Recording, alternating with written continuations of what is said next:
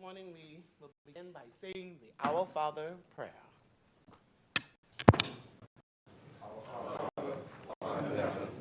Hallowed be thy name, thy kingdom come, thy will be done on earth as it is in heaven. This day our daily bread, and forgive us our trespasses, as we forgive those who trespass against us.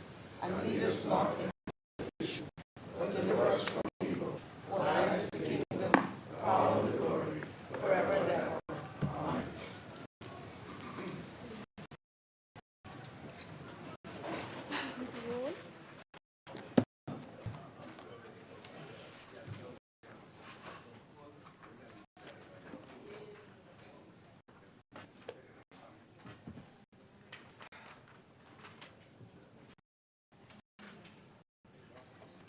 Philip Davis, Chester Cooper, Frederick Mitchell, Glennis Hannah Martin, Alfred Sayers, Dr. Michael Darville, Clay Sweeting, Keith Bell, Wayne Monroe, Jobette Kobe Davis, Ginger Moxie, Mario Bolag, Jomo Campbell, Basil McIntosh, Mouse LaRoda, P. Overall, Lisa Ramming, Zane Lightborn, Dr. Hubert Dennis, Al Sean, John Hinder, Bacchus Roll, Leon Mundy, Perf Cornish, Wade Watson, Leonardo Lightborn, Leslie Miller Bryce, Leroy Major, Sylvana Petty, McBarnaby, Michael Pintard, James Quasey Thompson, Aaron Lewis, Shannon Cartwright, Adrian White, Kingsley Smith.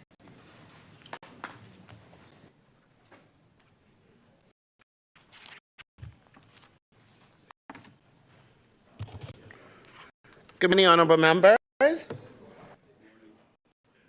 Before we move forward, I'd like us to officially celebrate Devon Charlton. I want you to stand as we welcome you to the House of Assembly. Thank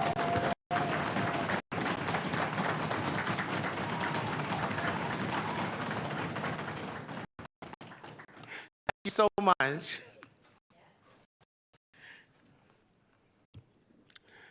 Now we'll go down the order of business as we do the people's business. Introduction and swearing in of new members. Laying of documents by ministers. The chair recognizes the honorable member for Cat Island, Rumpke, and San Salvador. Madam Speaker, beg leave to lay on the table of the House a copy of the Disaster Risk Management Declaration of the Disaster Alert, Northern Bahamas, 2025. Thank you, honorable member.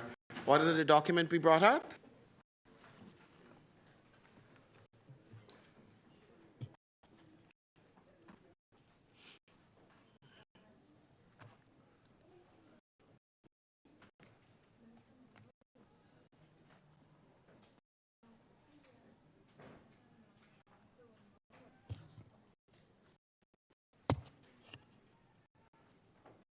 Thank you. Order the document on the table. For the laying of documents, the chair recognizes the honorable member for Freetown. Madam Speaker, I beg the House a copy of the Price Control General Amendment Number 8, Regulation 2025. Thank you, honorable member. Order that the document be brought up. We have to prepare. Order the document do lie on the table. For the laying of documents. Madam Speaker, the chair recognizes the honorable member for English. yes, I beg leave to lay on the table of the House a copy of the following: the Education Act, Revolution and Revocation. I'm thinking revolution. Revocation. Revocation and replacement of the third schedule regulations 2025. Thank you, honorable member. Did the document be brought up?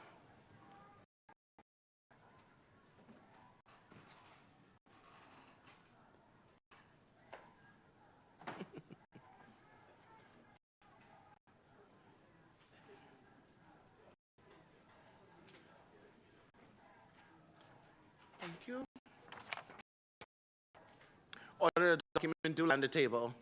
For laying of documents by ministers, the honorable Member for Freetown. Madam Speaker, I beg leave to lay on the table of the House a copy of the following. The public holiday is National Heroes Day 2025, opening of shops notice 2025. Thank you, Honourable Member. Order that the document be brought up. Thank you. Order the document to lie on the table. Further laying of documents? Madam Speaker, there is one further document to be laid by the member for Central and South Eleuthera. It is being prepared, and he will make a communication in tandem with laying that document. So I would move that he be able to lay that document at the time that he makes his communication. I would move that now, Madam Speaker. Thank you, Honourable Member. Senator. I'm not sure, Madam Speaker, if the member for Central and South. No objections, Madam Speaker. Thank you, Honourable Member. Statement communication by ministers.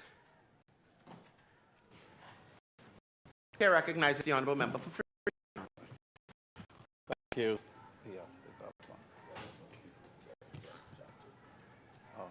I yield. I would yield to my senior always. The chair recognizes the Honourable Member in San Salvador. Madam Speaker, I thought that it would be fitting for me to say a few words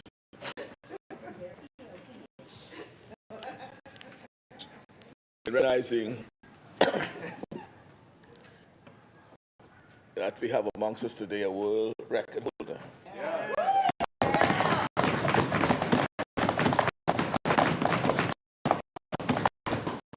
Madam Speaker, it's not every day that we have the honor of being joined by world record holders.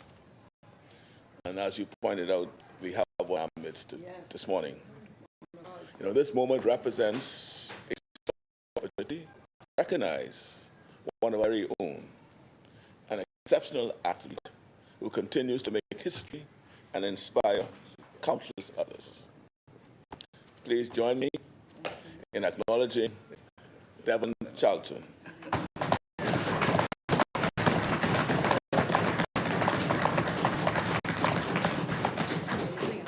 A two-time world record holder in the 60s, the undefeated world indoor champion, Undefeated. and a proud Bahamian whose dedication, discipline, and determination embody the very best of sporting. Many of us have followed the journey from our early days on the track, where she earned the affectionate nickname Young Charlton, because her father was the senior Charlton. But those days are long gone, Devon, because Devon has more than earned her place among the world's. And as her sister now steps onto the global stage and continues the family tradition and legacy, perhaps it's time we retire the young. And simply call her what she truly is. She truly is a trailblazer, a champion, and an inspiration. Devon, we want to thank you for your outstanding representation. On off the track, your achievements have elevated Bahamian athletics and brought immense pride to our nation. You have shown what is possible when talent meets hard work and when dreams are pursued with unwavering focus. You remind us that greatness is not defined by medals or records alone, but by the impact we have on others. The example we set, the barriers we break, and the hope we inspire in those who dare to follow. Today, we celebrate you, not just for what you have accomplished, but for who you are, and all that you will continue to represent. So on behalf of a grateful nation, we say congratulations. Thank you. and we look forward to even greater heights from you in years to come. Honorable members, please join me once again in applauding our very own world record holder.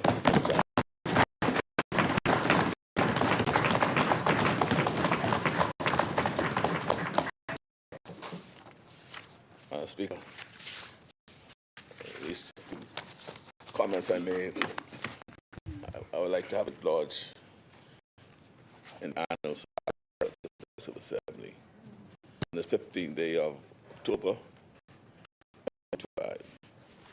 Thank you, Honourable Member. Order the document be brought up.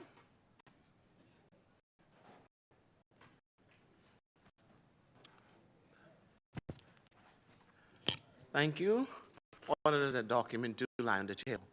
The chair recognizes the Honourable Member Barnabas. Thank you very much, Madam Speaker. Madam Speaker, I rise to associate ourselves with the comments of the Honorable Prime Minister as it relates to this iconic Bahamian who continues to blaze trail on the international scene.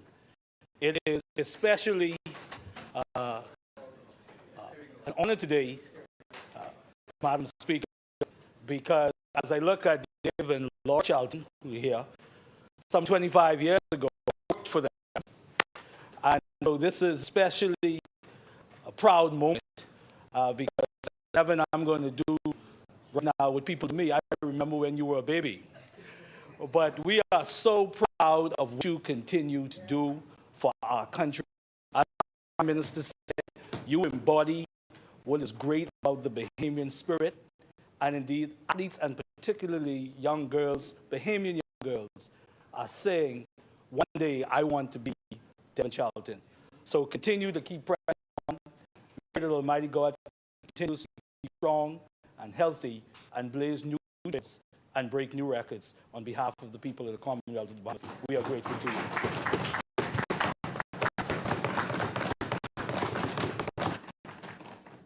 Thank you, Honourable Member. The chair recognizes the Honourable Member for Central Grand. Thank you very much, Madam Speaker. I cannot let the moment pass. I'm so happy to see Dave walking at the moment that he did. I grew up admiring Dave, who was out of me in school as a proud warrior. So I followed in his footsteps, and I'm happy to see Devon. It was Dave, Lauren, Devon, and now all super at representing the Bahamas at the highest level. So thank you for what you have done for this nation. The last time I challenged Devon to a race on fish fry, I got a head start on her, but after 4 or 5 meters, she still ran past me. So that her nickname was Sonic, supersonic, extremely fast. So Devon, I want to thank you for all your efforts. And one of the things that also impressed me, besides being a great athlete, she has a way of giving back. This year, she sponsored, dug into her pocket, paid for tickets to athletes to come to the NACAC meet in Bahamas. So again, it's unheard of. It's good when you go back and give to bring those who are behind you along. So once again, to the Charlton family, Dave, Laura, and on behalf of a grateful nation, we want to thank you for all that you've done. May God continue to bless you. Thank you, Honourable Member. Back to the order of business. The chair recognizes the Honourable Member for English. Thank you very much, Madam Speaker. I came to speak about the yellows, but as I am on my feet, I must congratulate the Charlton family, Devon in particular, and her father, who is Big Charlton. Big Charlton. We heard Big Charlton.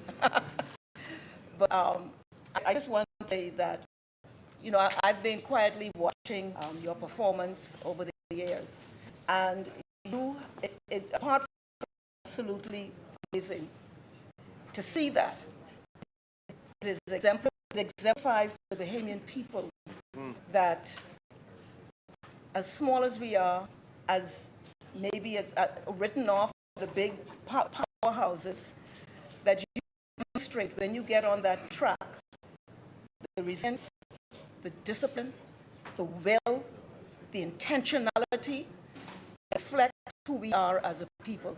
Yes. And also, what I know behind the scenes, the sacrifice, hard work, and the effort that is put in to refine the powerhouse you have become. We thank you for that, because it demonstrates to us as a people what we are capable of. And I agree with St. Barnabas, but it's not just every Bahamian.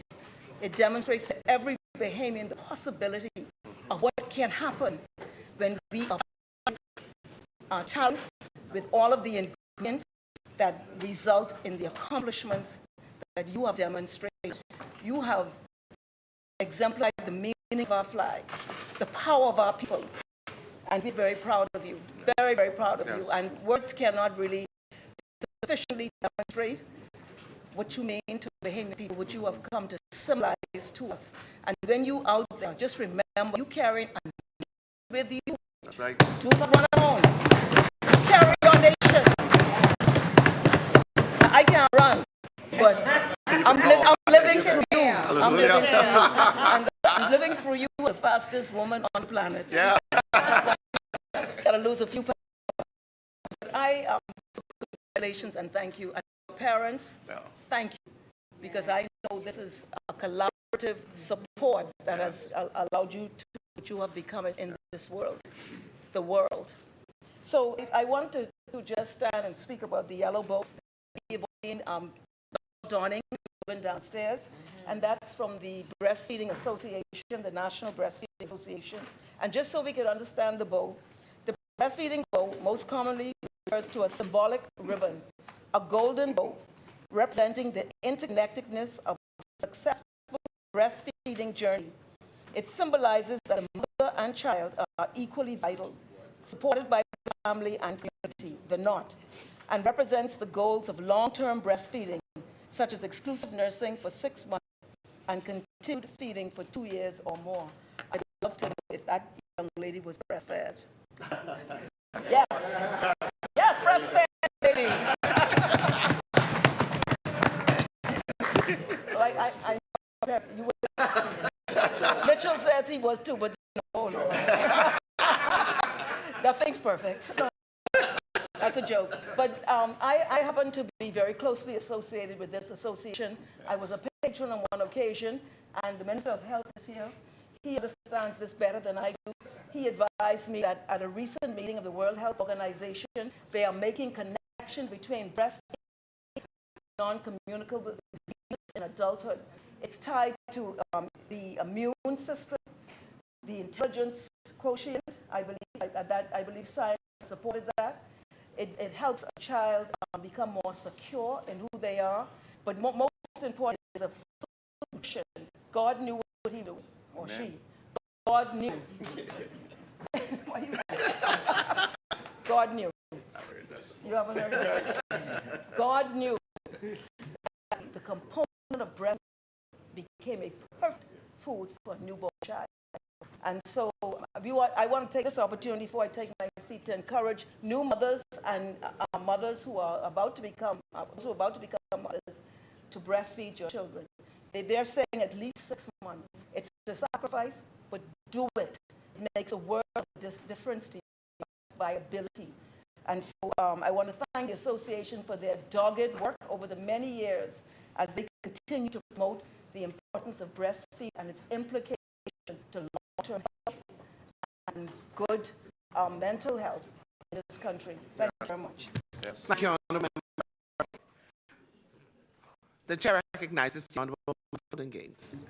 Thank you, Madam Speaker. I thank our Honorable Minister of Education and the Member of Parliament for Angliston did an excellent job of encapsulating. First of all, I want to say thank you and congratulations to the Charltons. And I say thank you. You do your part to take the Bahamas to the world. You are a great ambassador. We're very proud of you. Of course, I too remember when you were a baby, but you're a grown woman now and you're doing great things for your country. I want to thank your parents for all the hard work that they've put into not only you, but the star trackers, all of the other athletes that represent our country so well.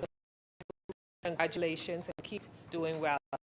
Madam Speaker, yes, we don a yellow ribbon today. And as a breastfeeding mother myself, who breastfed 3 of my children and understood benefits not only to the children in terms of strong immune support, health and well-being, and the cognitive development of children, but also the benefits as a mother in recovering and recuperating from childbirth.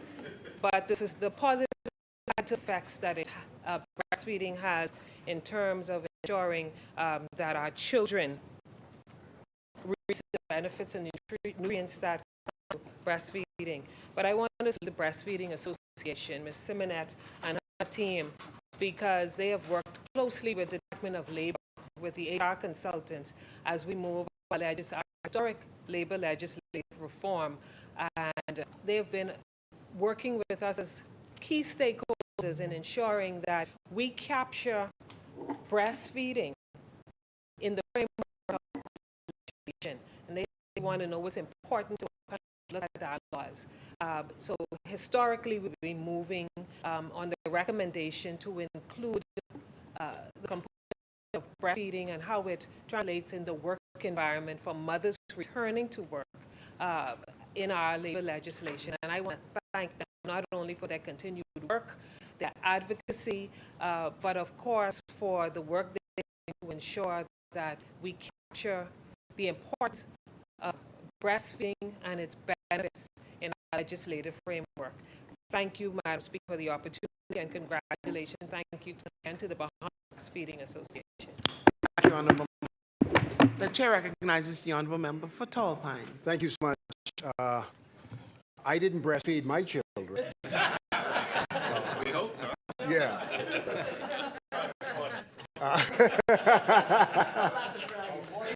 But my did. And I too like to commend the Charlton family and congratulations. We're so proud of the count. But I want to join in and congratulating Glennis Martin, the member for Angleston, for her work with the Bahamas Breastfeeding Association.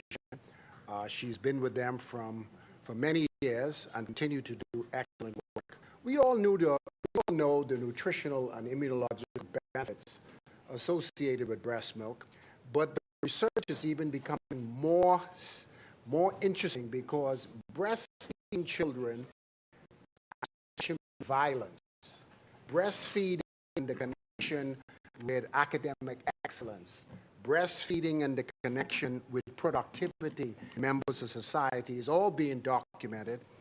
It is a gift from God, breast milk, and we encourage in every Bahamian throughout the Bahamas, are supported by fathers to encourage breastfeeding for our children. Lastly, I also would like to commend the Bahamas Breastfeeding Association for the excellent work they're doing and for leading the charge throughout the Commonwealth of the Bahamas. And some of the advice on the Health Promotion and Wellness Bill, there has been input from the Breastfeeding Association, because what we need to do is we need to encourage more breast milk and move away from powdered milks. And it's very important that we put the legislative framework in place so that the industry don't get ahead of itself, because the Bahamas is committed to breastfeeding, and we will continue our drive to ensure that our children get the excellent head start they truly deserve. Thank you. Thank you, Honorable. For the statement communication, the chair recognizes the Honorable Member for Freetown. Madam Speaker, thank you very much. I rise to make a communication about a bill that I'm about to lay, but I would be remiss if I didn't add my congratulations to the Parliament establishing yet another discipline that Bahamians are great at. Now we're quarter milers, now we're hurdlers, sprint hurdlers, and we trust it would go on. I just like to say, I just had to get confirmation from members of Garden, member of Garden Hills, that as the accomplishment drives revenue to the country, and we're pleased that subventions flow, there may be arguments about the sufficiency of them. Every time that flag is waved, people get to hear about us. And Madam Speaker, having been pinned, I care not to say anything about the health benefits of breastfeeding, but as it certainly is easier on the pocket if the mother breastfeeds, because formula is very, very expensive these days. And I'm sure the members in Barnabas know of what I speak. So, Madam Speaker, unless I sully good health benefits with the filthy speck of lucre, the encouragement of the economic benefit of breastfeeding also benefits the family. Madam Speaker, I rise at this point because at the appropriate point in the agenda in this honorable House, I will present the Smuggling Bill 2025. This bill represents a crucial initiative by this administration to strengthen national security, protect economic interests, and combat transnational organized crime. It's contingent not only on its legislative merits, but on also clear, transparent, effective communication with the public, stakeholders, and the international community. The primary objectives of this communication are to firstly explain the key provisions of this bill, its objective, and how it differs from existing laws. Secondly, to articulate the economic, security, and social necessity of the bill to the advancement of our developing nation by assessing regional and international and case studies where appropriate. Third, to the public by addressing concerns from legitimate trade and travel communities, emphasizing that the bill will specifically target criminal activity and not lawful commerce. Fourth, we seek to garner unanimous political support from our friends across the aisle to support the addition of this vital tool in our national arsenal to tackle human smuggling. Finally, this bill seeks to send a strong public message to criminal organizations that the Bahamas will not tolerate human smuggling and meet the maximum penalty for those engaged in such activities. Madam Speaker, the Smuggling of Migrants Bill is a comprehensive legal framework designed to criminalize and combat migrant smuggling in the Bahamas. It applies to all forms of migrant smuggling, regardless of whether they involve organized criminal groups or not. The bill's jurisdiction extends to offenses committed both inside and outside of the Bahamas, especially in circumstances the Bahamas is the receiving country, a transit country, or where smuggling activity begins or transits through Bahamian territory. This also ensures that the Bahamas can take legal action against offenders, regardless of where the offense occurs, providing the activity involves Bahamian interests or nationals. It also emphasizes the importance of international cooperation in tackling transnational migrant smuggling networks. I'll now, Madam Speaker, highlight a few pivotal aspects of the bill, beginning with defining the term smuggling of migrants. The bill defines the smuggling of migrants as obtaining a direct or indirect financial or material benefit through activities that facilitate the illegal entry, landing, or person in or through the Bahamas or other protocol state. Key activities will include procurement or possession of fraudulent travel or identity documents, arranging or facilitating illegal entry or landing into or through the Bahamas protocol states, concealing migrants in aircraft, vessels, vehicles, luggage, compartments, creating hidden compartments for clandestine transportation, communicating or coordinating plans for illegal crossing. This offense covers both organized individuals aimed at circumventing immigration laws, emphasizing the importance of preventing even attempted smuggling activities. Madam Speaker, the bill prescribes to strict penalties to deter migrant. Research suggests that the call for strict penalties for migrant smuggling is a clear attempt at international efforts to combat the dangerous and expensive crime. The importance of these strict penalties can be understood from multiple and perspectives. The bill prescribes that a person liable to migrant smuggling may be subject to fines not exceeding $100,000 or a term not exceeding 7 years, on conviction or on to a fine not exceeding $200,000 and to imprisonment not exceeding 10 years or both. Madam Speaker, I note that the aggravating circumstances will carry harsher penalties, and these circumstances include such as endangering migrant lives or safety, torture, inhumane or degrading treatment or exploitation, including sexual exploitation, involvement of children, pregnant women or persons with disabilities, use of violence or weapons, participation in organized crime, corruption or abuse of official positions, causing death or serious injury.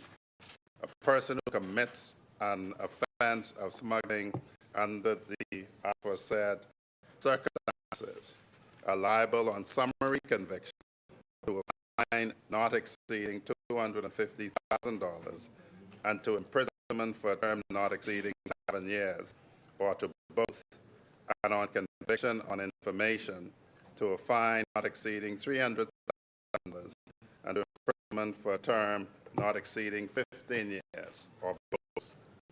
For all those within the sound of my voice, Madam Speaker, note that those involved in organized criminal groups or acting with intent to endanger life will receive higher penalties reflecting the severity of their crime.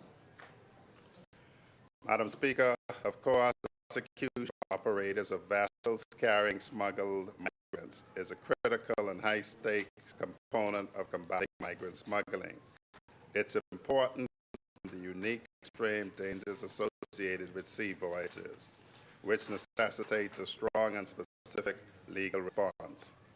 Operators such as masters, captains, or agents of vessels or aircraft have specific responsibilities in transport of persons.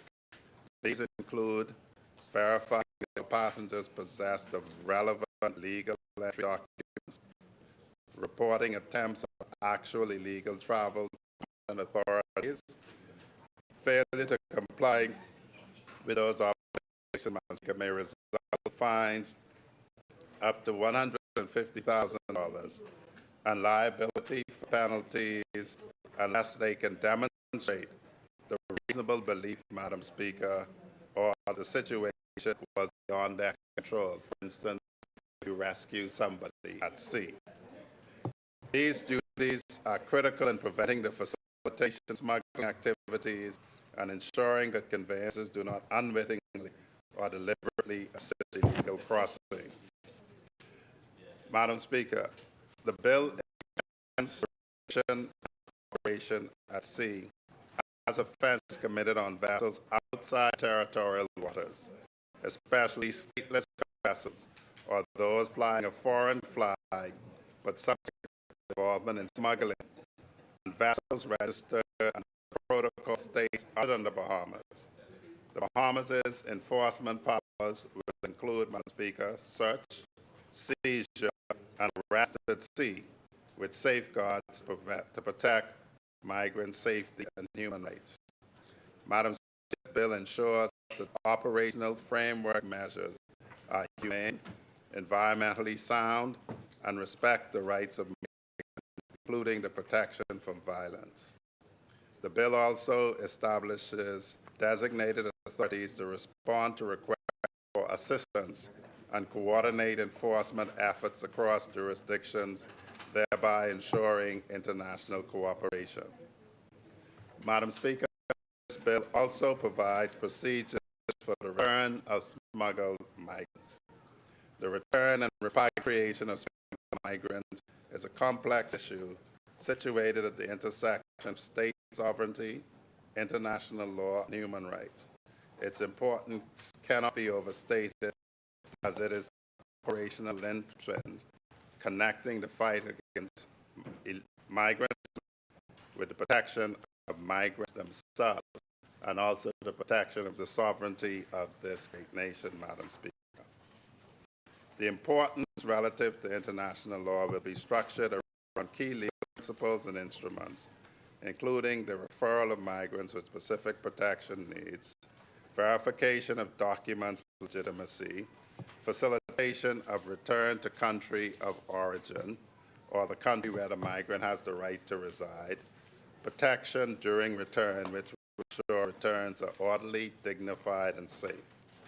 The process aims at enforcement with humanitarian consideration, preventing refoulement, and ensuring compliance with international conventions. Madam Speaker, I should say that the Bahamas complies with its international obligations as we were able to successfully return, for instance, Haitian migrants to Haiti by sea on a Royal Bahamas Defense Force vessel when it was unsafe to do so by air. Madam Speaker, the importance of laws addressing penalties and corporate liability for migrant smuggling cannot be overstated.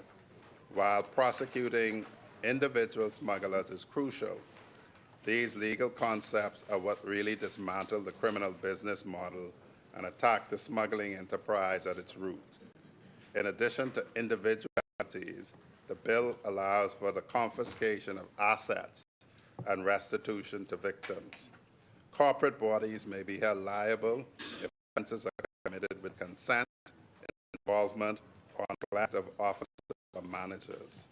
This holds companies accountable for facilitating or enabling smuggling activities, thereby reinforcing the importance of corporate responsibility.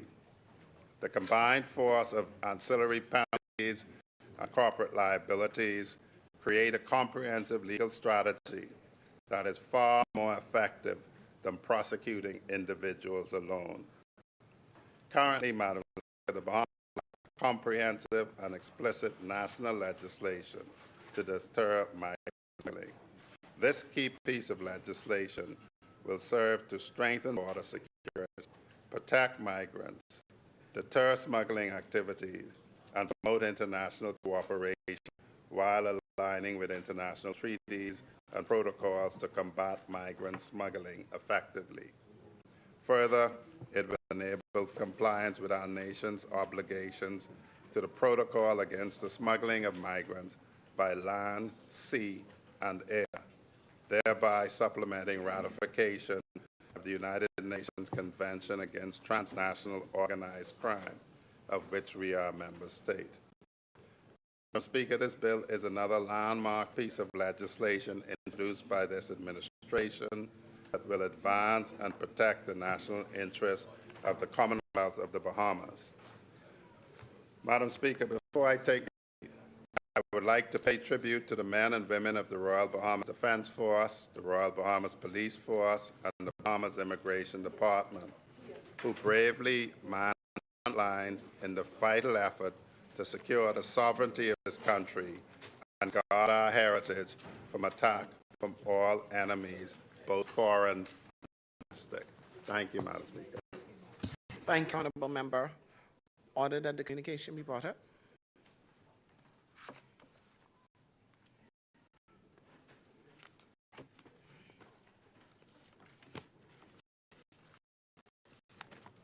Thank you.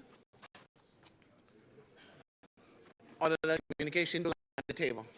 Further statement communicate. The chair recognizes the Honourable Member for I just want to take the opportunity to recognize those officers who are now in the gallery from the Bahamas National Graffiti Association, these warrior women. Yes. Captain Nika McCarty, the president. Yes. Ampusam Samet, the vice president. Yeah. Julie Smith, member of the association. Thank you for your service. Thank you, honorable member.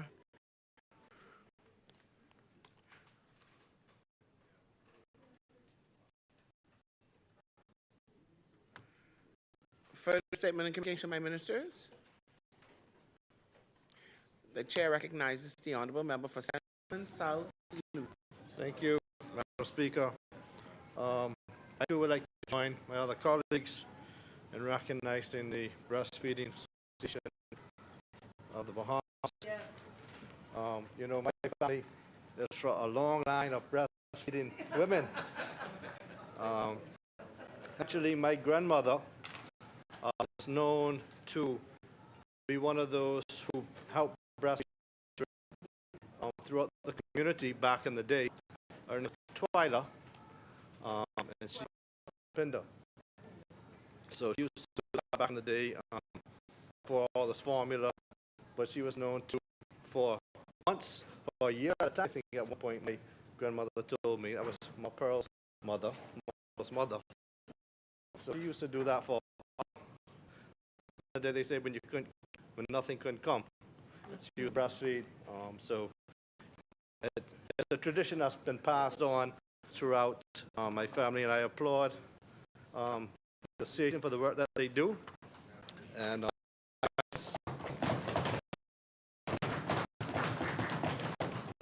my wife is a firm believer. She used to freeze it for a year at a time. So yes, she really believes in that and the nurture it gives to children. I see the former Parliament for Central South Youth, Honorable Damien Gomez, and my good friend, who I would also like to my sympathies on the passing of his father, Bishop Drexel Gomez. You know, on behalf of my family and the people of Central and South Eleuthera, who had the honor of representing and who you have strong ties to the community. They made sure and told me if I see you, to offer the sympathies on their behalf. Madam Speaker, at the table is honorable two guidelines pertaining to coastal infrastructure design. Honorable member.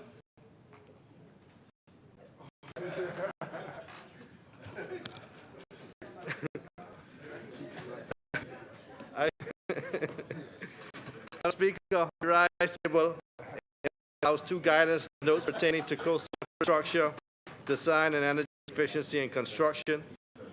I should note, Madam Speaker, that these documents are connected to an ongoing project funded by the Inter-American Development Bank, which is focused on updating the Bahamas Building Code, last revision of which occurred 2003. Madam Speaker, I should emphasize that the guidance notes seek to promote sound recommendations, best practices for consideration by both government entities and private sector during the construction of public and private sector infrastructure. These documents address critical concerns, as you can see during the storm and last week with the rain, including the impact of climate change and the importance of energy efficiency in construction practices. Madam Speaker, it is noteworthy that both regional and international organizations contributed significantly to the drafting of these guidelines.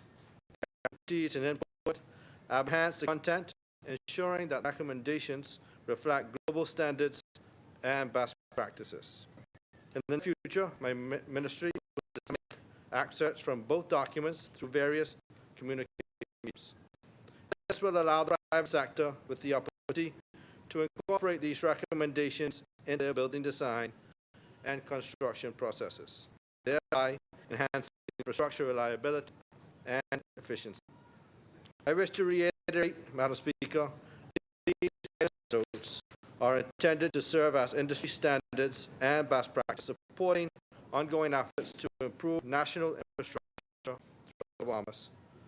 Madam Speaker, on a related note, I will soon provide a list of actions currently undertaken, along with associated frames, consultations for updating the Bahamas Building Code to achieve alignment with regional and national standards. Thank you, Madam Speaker, and I would like to table both documents, one being the Bahamas Building Code, Coastal Construction, and CARICOM Regional Energy Efficiency Building Code. Thank you, Honourable Member. Did the documents to land be brought up?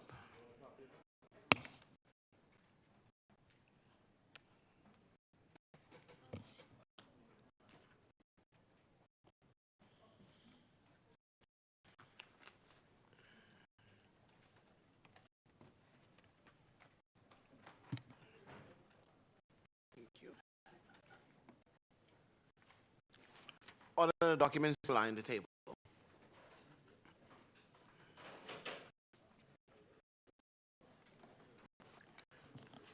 For the statement communication by ministers.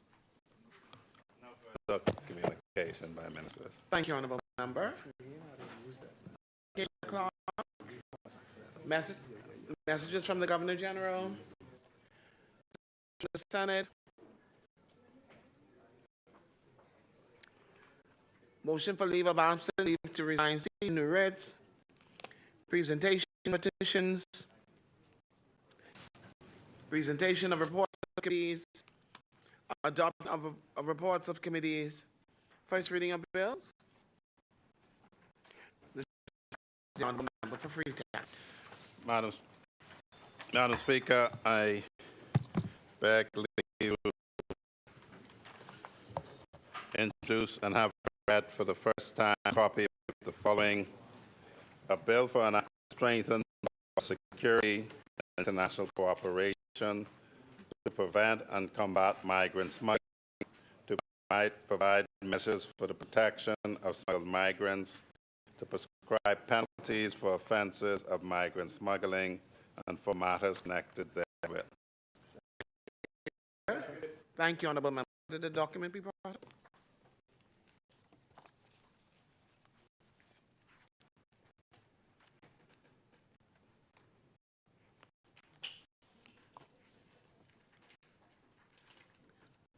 Thank you.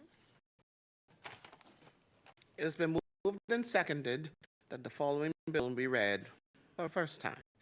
A bill for an act to strengthen border security and international cooperation to prevent and combat migrant smuggling, to provide measures for the protection of migrants, to provide penalties for offenses of migrant smuggling, and for matters connected therewith. As many are in favor, will remain seated. Those opposed will stand. The motion is carried. Ordered that the bill be read for the first and Bill for an act to strengthen border security and cooperation, to prevent and combat migrant smuggling, to provide measures for protection of smuggled migrants, to prescribe penalties for offenses of migrant smuggling and therewith. thank you for the first reading. No for first reading. Thank you, Honourable Member. Second reading of bills. The chair recognizes the Honourable Member for Cat Island and San Salvador. Madam Speaker,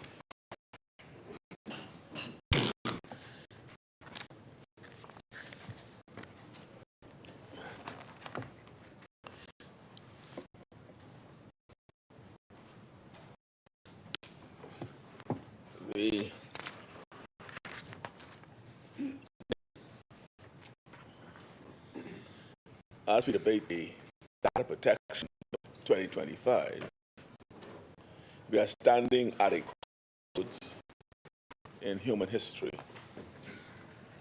We live in an era of big data. Every second, billions of pieces of information are created, collected, analyzed, and stored. In the time it takes me to deliver this contribution, millions of transactions will occur. Countless photographs will be uploaded, and terabytes of information will flow through the digital networks that now form the infrastructure of modern life. For nations master the responsible use of data, the rewards are immense. Economic growth, educational advancement, faster government services, more robust research, and smarter use of resources all require effective and responsible use of data. But for nations that fall to fail, nations that fail to responsibly and effectively protect their data, the consequences are equally as well. Identity theft, financial fraud, espionage, erosion of trust, and exploitation were bound. This is what it is. This is what is at stake when we talk about protection in the 21st century. If we are to remain competitive, we must embrace digital transformation, world of big data. We live in an era where you either lead the way or you end up being led. This bill ensures that the Bahamas will lead. Madam Speaker, each and every day, our citizens provide a wide range of personal data on the internet, mobile networks. That collection begins as soon as they wake up and reach for their phones. When they unlock their devices using their fingerprints or face, they are sharing their data. When they post online, it's recorded. When they browse the internet, algorithms track their interests, beliefs, and opinions. When they shop online, their credit card information, purchasing habits, and browse history are all captured and stored. When business operates, they collect data on employees, customers, and suppliers. When our hospitals treat patients, they create detailed medical records. When our banks process transactions, they have sensitive financial information. And when our government agencies provide services, they accumulate records on every citizen and resident. Never before have so many people had so much of their personal information available to so many organizations. The scale is truly unprecedented. There's no way to opt out. Our data is inevitably collected and stored, analyzed by algorithms, bought and sold. The inevitable provision of data by every citizen of this country makes data protection critically important. Those who have had personal data compromised are aware of how disruptive it can be to their lives. The process of making reports, replacing IDs and credit cards, or even waiting for money to be returned to the bank accounts is beyond inconvenient. And when data is compromised at even large scale, it can threaten major corporations and governments. It is obviously in the best interest of everyone living or doing business in the Bahamas to have the best possible data protection framework in place. Unfortunately, our current law, which was passed in 2000, which was groundbreaking at that time, but considering all the technological advancements since 2003, it is clearly past time for us to update ours. The Data Protection Act of 2000 was written for a different world, a world without smartphones, tablets, cloud computing, AI, and biometric authentication on devices designed for daily use. None of those technologies that collect data from us on a regular basis were available for widespread consumer use at that time. The data protection bill before us today reflects the outcome of broad conference and engagement with key stakeholders, including the Chamber of Commerce, the Bar Association, guided by the Office of the Data Commissioner. We also considered additional submissions and recommendations that came in after the bill was presented. In response, we have advanced to debate and moved the bill into committee for further refinement, ensuring that it fully reflects the views of the late input and the best interests of the Bahamian people. This is why the Data Protection Bill 2025 has been designed to be comprehensive and aligned with international best practices. This bill repeals and replaces the outdated 2003 Act and establishes a transitional giving organizations time before full enforcement begins. It also ensures that government agencies must meet the same standards as private entities. There is one high standard established for everyone to follow. This bill is built on principles that govern all data handling, including lawfulness, fairness, and transparency in how data is collected. Purpose limitations apply, which means ensuring that data is only used for the reasons given. Data minimization standards are in place, which means collecting only what is necessary. Modern data accuracy, storage limitations, and security standards are also being introduced.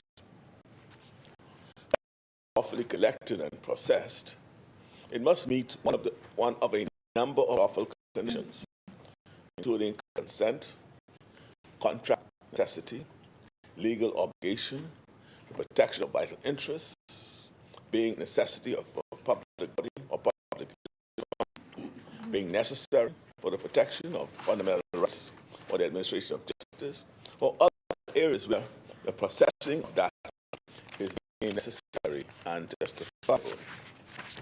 Madam Speaker, the Data Protection Bill grants all rights to individuals. Under the bill, individuals have the right to know what information is being held and how it is used.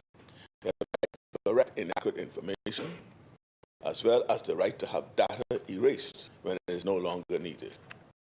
This bill includes the right to restrict or object to the right to stop processing that causes harm, the right to seek compensation when data is mishandled, and the right to file complaints with an independent. Special protection applies to sensitive personal data, such as information about race or ethnicity, political views, religious beliefs, trade union membership, genetic or biometric identifiers, sexual orientation, health records, financial information, and this information can only be processed under strict conditions. To oversee the implementation and enforcement of this new data protection regime, this bill strengthens the Office of the Data Protection Commissioner. This office is properly resourced, staffed, and empowered to do its job. Every person or organization that handles personal data, whether public or private, must register as either a data collector, data controller, or a data processor with the Office of the Data Protection Commissioner. Anyone can file a complaint with the Commissioner to address any issue with data protection or legal infringement. There's also the option to appeal any decisions made by the Commissioner to a data appeal tribunal.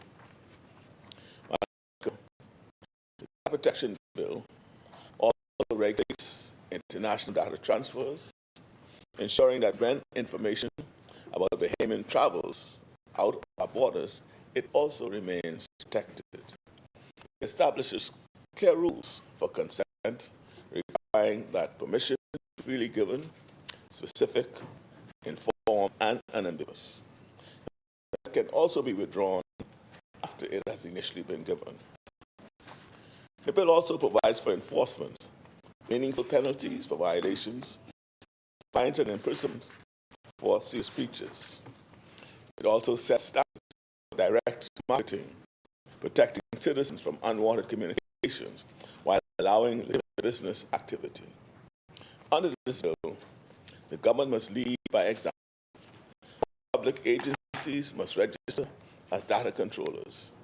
Each agency must also appoint data protection officers to manage compliance. They must implement appropriate security measures, and they must respect citizens' rights to access and control their information. The Data Protection Commissioner will have the authority to review government practices, investigate complaints against public agencies, and require corrective action.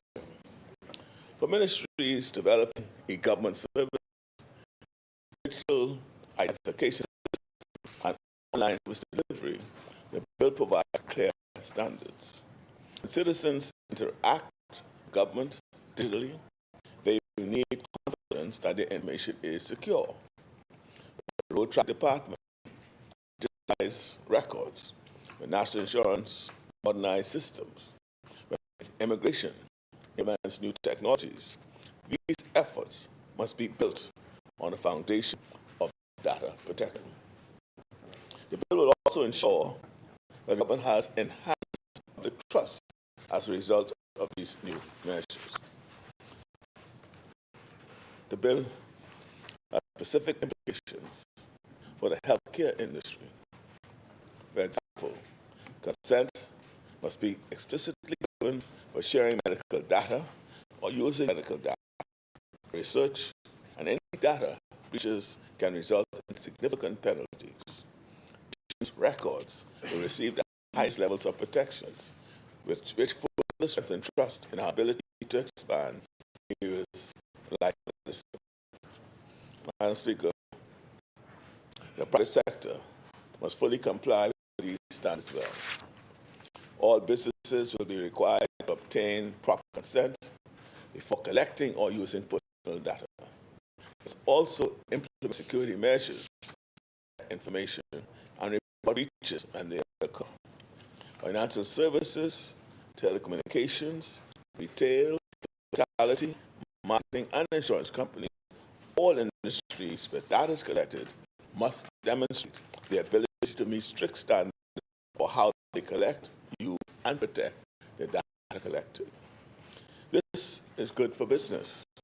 Many overseas customers and partners require their service providers to meet general data protection regulation equivalent standards. This bill puts Bahamian companies at category. It opens doors to markets and opportunities that would otherwise be closed.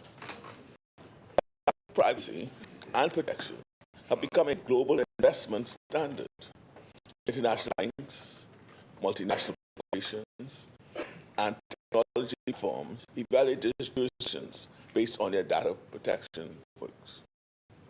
Savvy investors are now examining a country's data protection laws to ensure they are investing in a nation that takes the protection of business interests seriously in the digital era. The bill establishes a high standard that will be welcomed by the business community.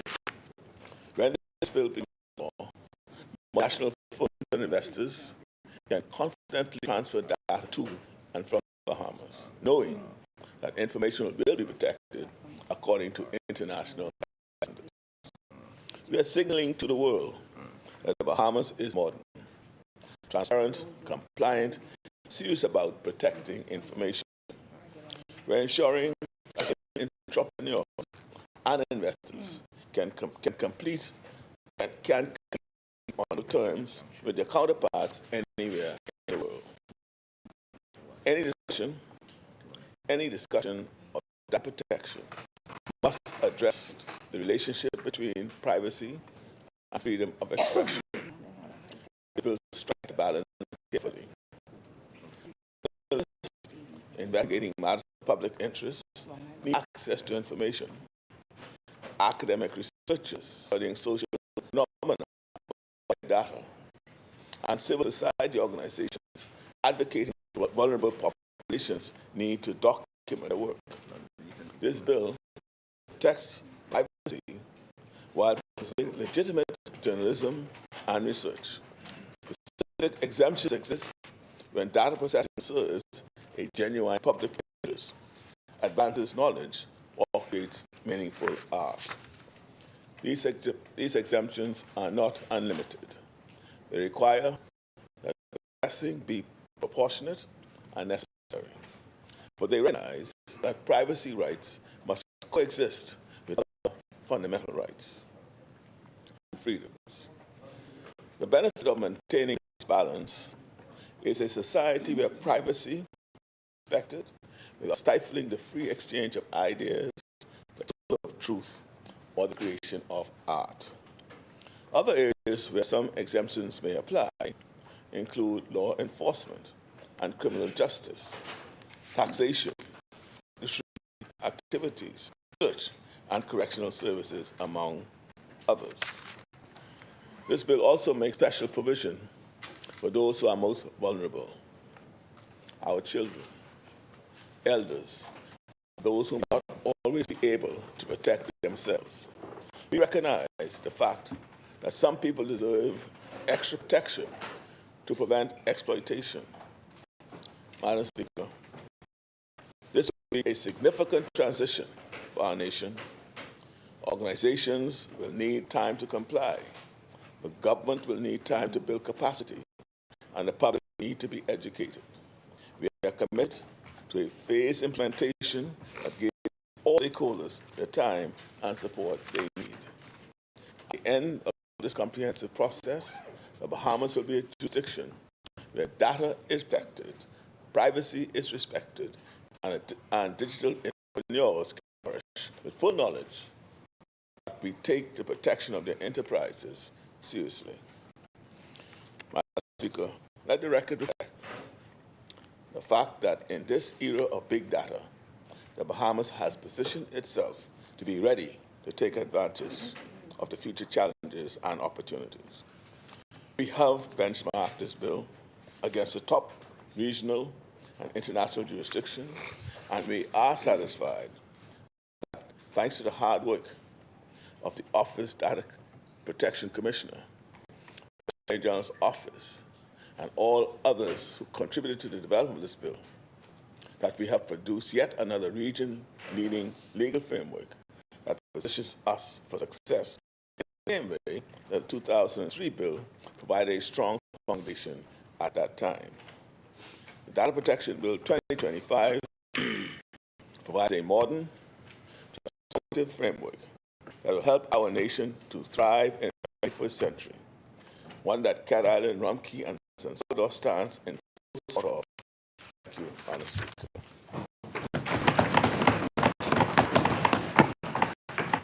Thank you, Honourable Member. Is the seconder? The Chair recognizes the Honourable Member for Baines and Branstown.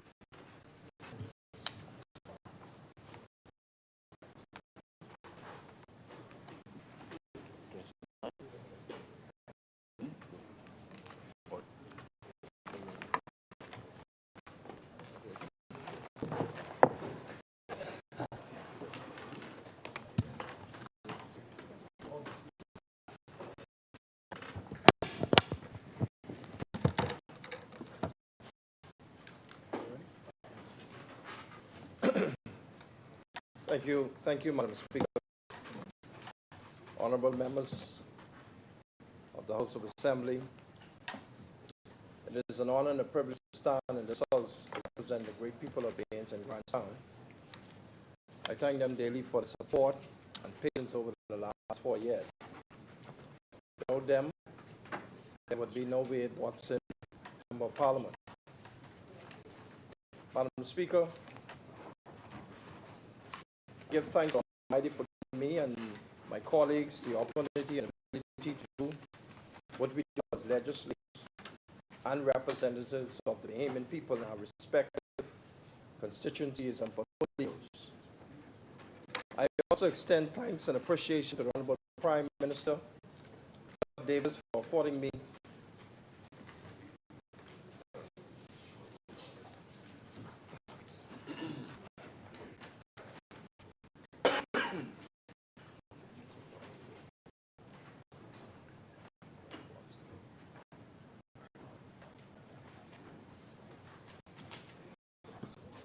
As many, the chair recognized honorable member for Grandstand. Thank you, Mr. Chair. As I continue, I always to extend an thanks and appreciation to the Honorable Prime Minister Philip Davis for affording me the opportunity to serve in the capacity of Parliamentary Secretary for Economic Affairs. I am continually grateful. Mr. Chair, I beg you to bring to your attention a number of matters within the constituency of Baines and Grandstand before I get to meet my debate. This past Saturday on the 11th of October, we successfully conducted a cleanup campaign through police on Parker Streets, Scott, and Rupert Lane North. These areas were negatively impacted by this recent storm, and we saw it fitting to assist residents in the campaign in the area.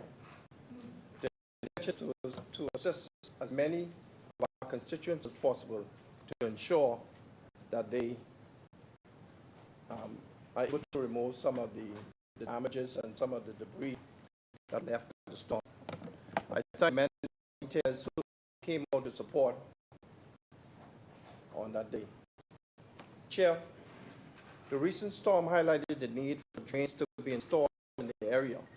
Streets like Augusta, Bain, Curtis, Dean, Evans, Palimas, Scott, John Road, John Street, Woods Alley, Evans Street, etc., all drains.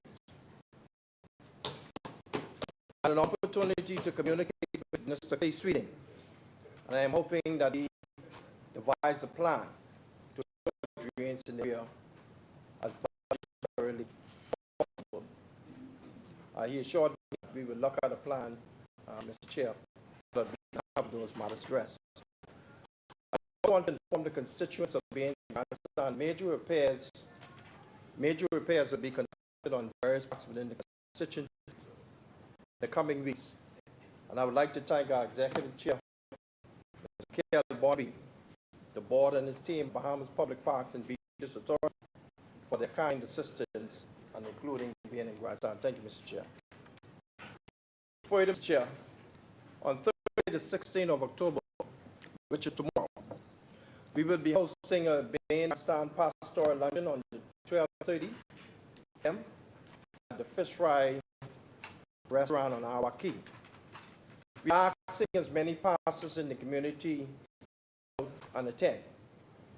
The objectives of this luncheon is to highlight the many accomplishments over the last 4 years, to unveil future plans, and to garner the advocacy and blessings as we enter the impending general election in 2026. And yes, we also want to fellowship and enjoy a good, hearty meal together. On a more side, one of the members of the pastoral committee, Reverend Robert Colbert, passed away last week, and we still mourn us. I can say that he will truly miss. He is the pastor of Paul's Baptist Church. I extended condolences to him, family, his wife last week, and we will continue to miss him dearly. Mr. Chairman, Affairs. Last week we launched the Bahamas News and Emergencies app, consistent with our Blueprint for Change and Digital 700 mandate. The objective is to utilize an app to disseminate news and emergencies. This app, real time, using mobile devices. The launch last week was successful, and I encourage all Bahamas to download the app from Google or iPhone stores and register today. Mr. Chair, Bahamas Pass Connect project continues. continue to seek to bridge the digital divide in communities where persons invariably cannot afford access to the internet, and the seeking to hold more parks in 2 weeks.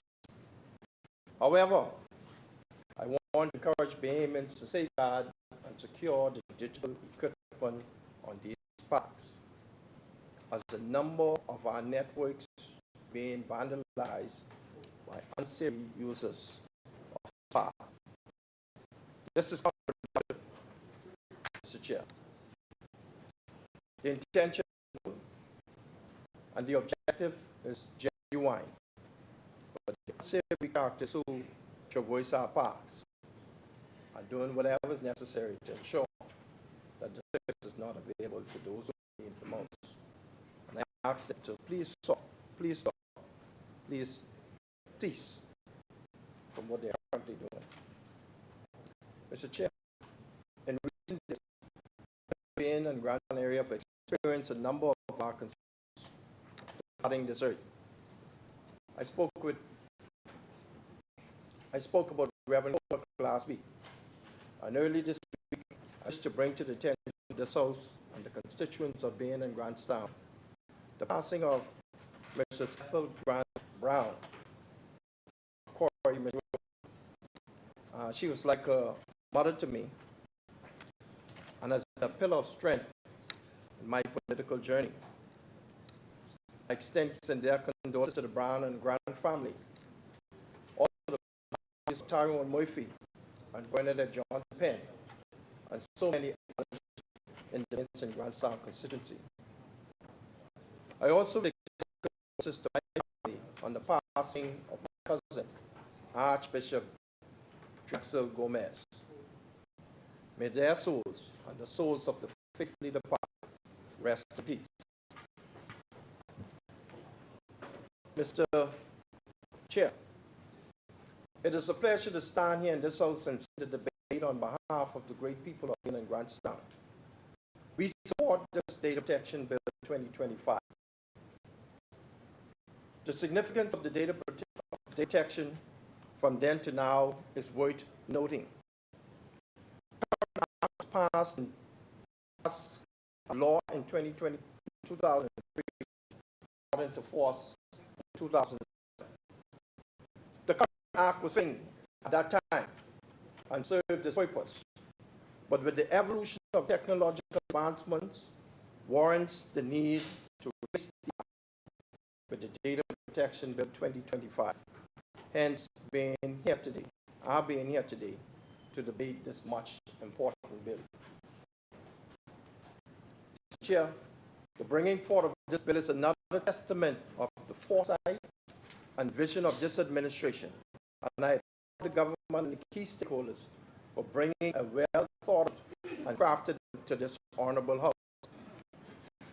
The technological advancements such as big data, we heard Prime Minister speak about big data. Tools such as artificial intelligence, decision-making tools, are made it possible for governments to improve public services and governance across the agency. Not only within the government, Mr. Chair, but also within the private sector. This phenomenon is digital and e-services present an untapped opportunities for small and developing states, including improving access to government, ease of doing business, and improving transparency and accountability are of significance. Mr. Chair, as governments advance technologically, the collection, storage, and data, including personal information, must be supported by modern data protection and data sharing laws and regulations that protect citizens' rights to privacy, protects data sovereignty, and build public trust in online services. Simply speaking, Mr. Chair, this is the main reason for this bill. Advances in information and communication technologies, so ICTs, also exposing privacy rights to new threats by reducing the amount of control that individuals have over their personal information and increasing the possible negative consequences resulting from access to it. Recent high-profile data breaches affecting millions of individuals globally, including in the Caribbean, has demonstrated the need for modern, robust data protection laws and resulted in privacy frameworks being overhauled to create enhanced protection for personal data and to strengthen individual rights. Mr. Chair, one of the latest additions is the European Union's Data Protection Regulation, which we refer to as GDPR. And I mention this, Mr. Chair, because it's so significant because of the reach in which this regulation has been. This GDPR is gaining recognition as an international best practice in the area of data protection and data privacy. Assessing the current state of affairs as to where we are, along with where we are and where we are headed with regards to data protection and data sharing laws, there have been focused studies in identifying the gaps and weaknesses and making targeted recommendations, revisions of existing legislation, or adoption of new legislation in order to bring in compliance with regional and international standards, including the General Data Protection Regulation, or the GDPR. Here, to its extraterritorial scope and influence, which I mentioned, the GDPR is prompting the harmonization of data protection legislation around the world. A number of countries and territories are following suit, including the Bahamas. As such, our foresight and to improving the protection of personal data in this digital era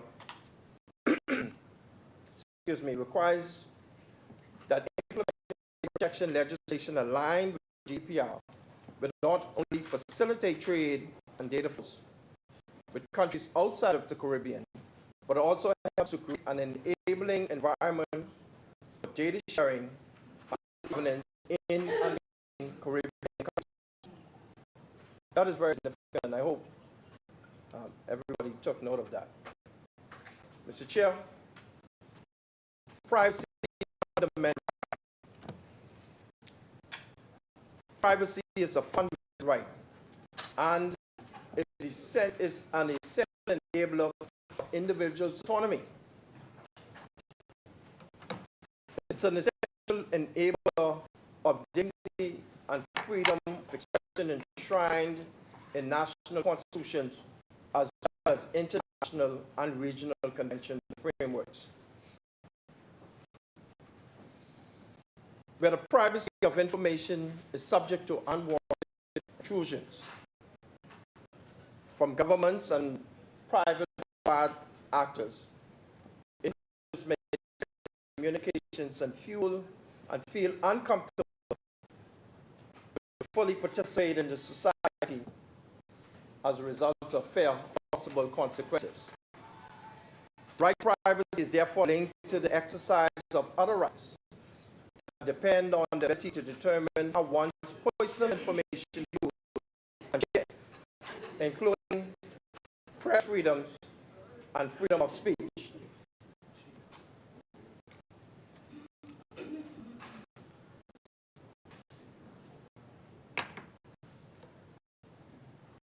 Mr. Chair, technological developments, including of big data, including data sharing, matching, profiling, and automated decision making, have exposed the right to privacy threats by reducing the amount of control that individuals have over personal information and increasing the range of possible negative consequences resulting from the disinformation via advanced computing and systems and applications.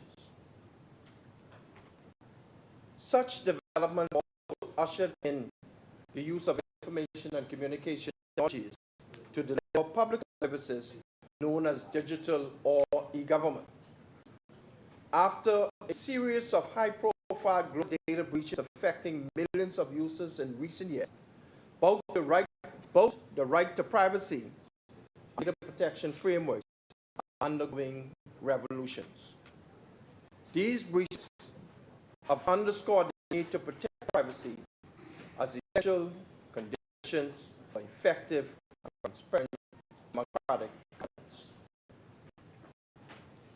The mass accumulation renders societies vulnerable to manipulation of electoral processes and creates the risk of discriminatory decision using automatic polling or profiling.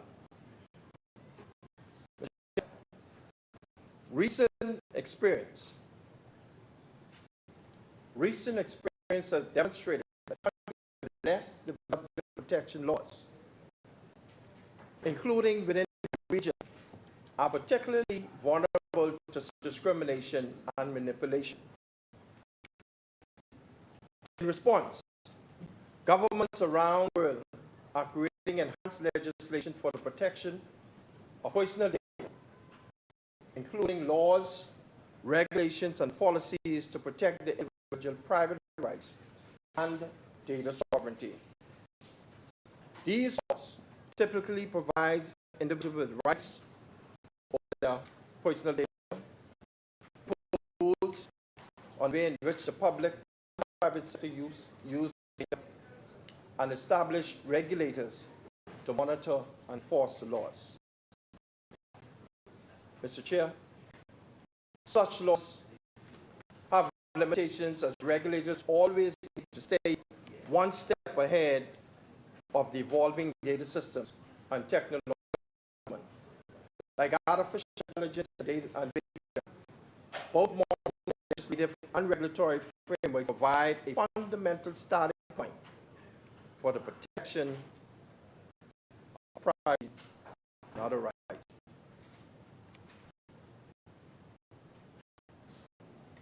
The GDPR regulates the use of personal data across the European Union.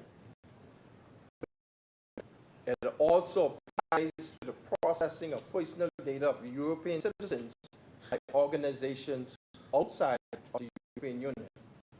This didn't exist in the Act in 2003.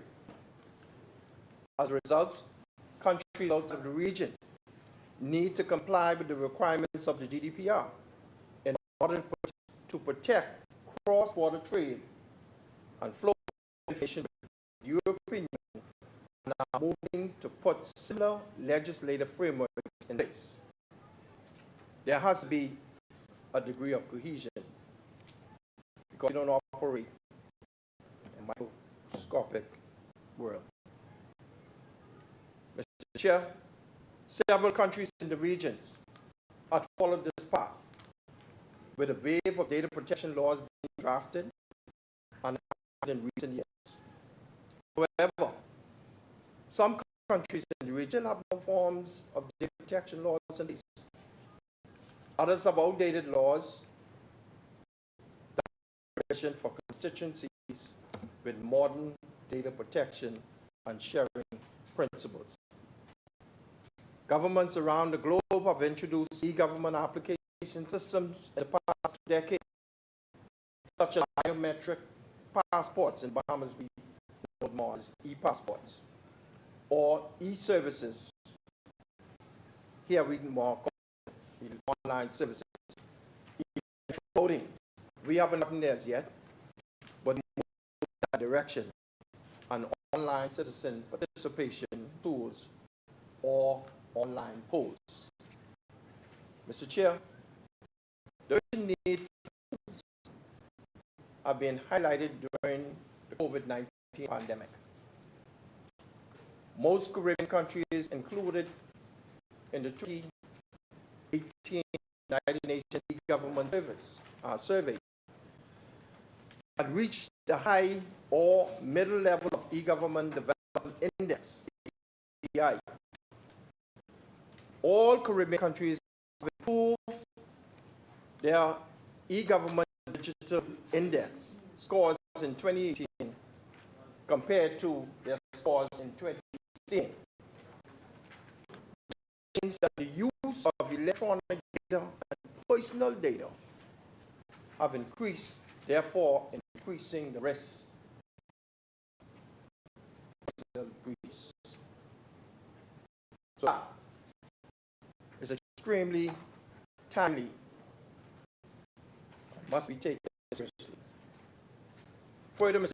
Chair, for the information of the listening public and non-technocrats, the government index measures the readiness of a capacity of a national institutions to use ICTs and innovations to deliver, and is a composite of telecommunications infrastructure, human capital, and online services indexes.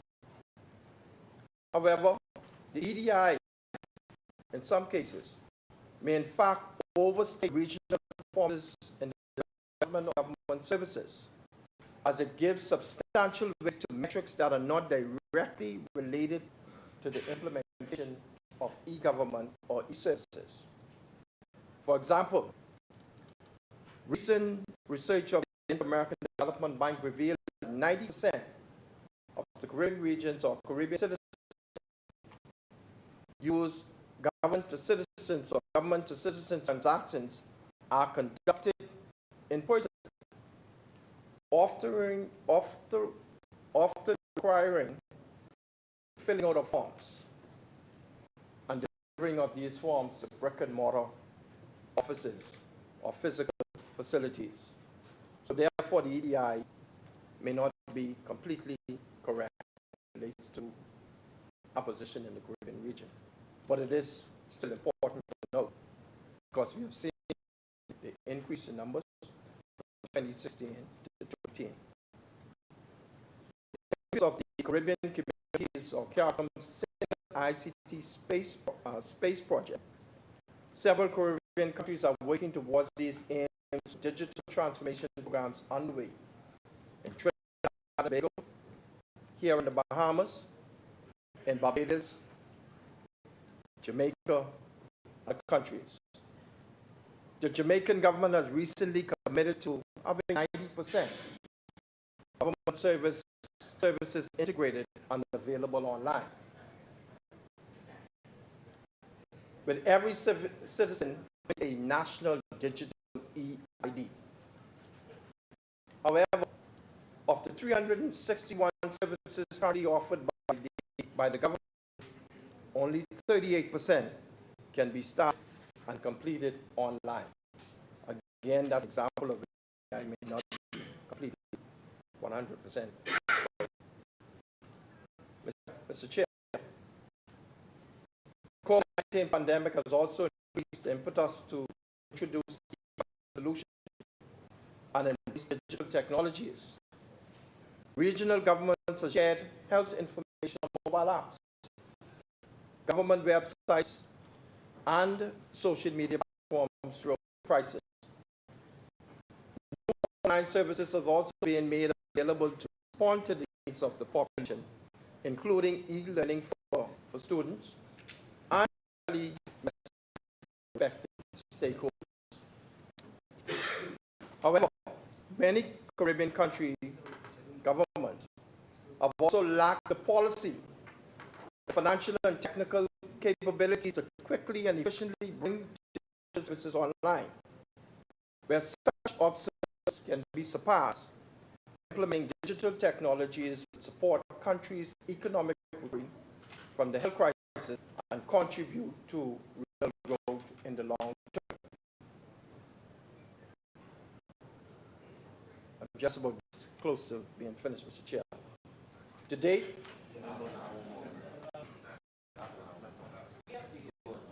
stop the clock.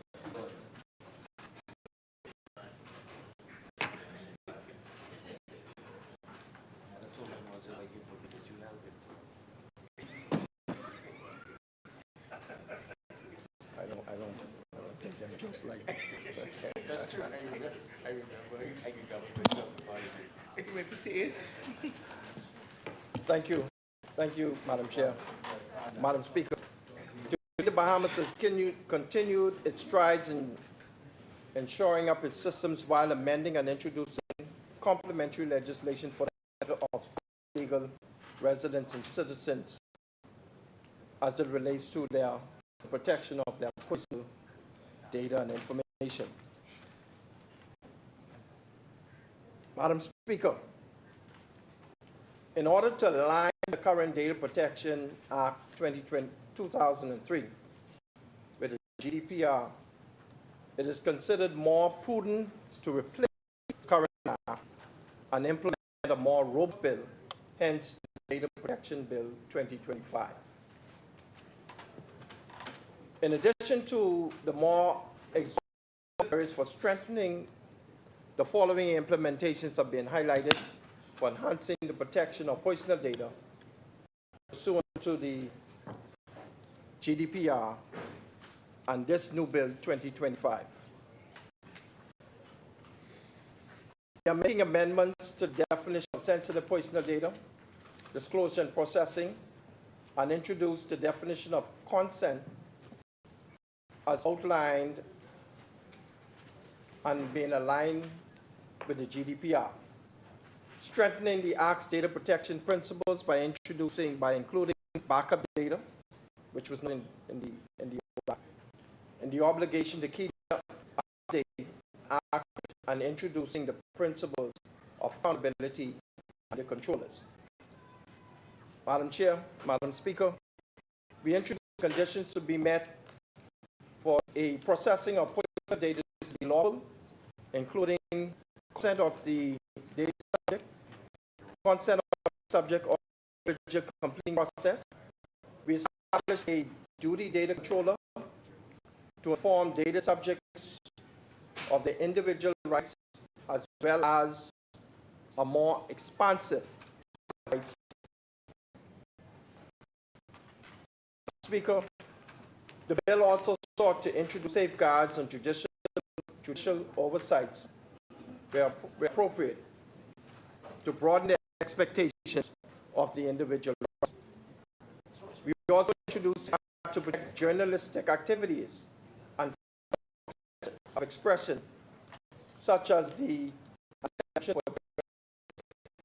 literary and artistic material, or requirement to reconcile freedom of expression with your protection rights.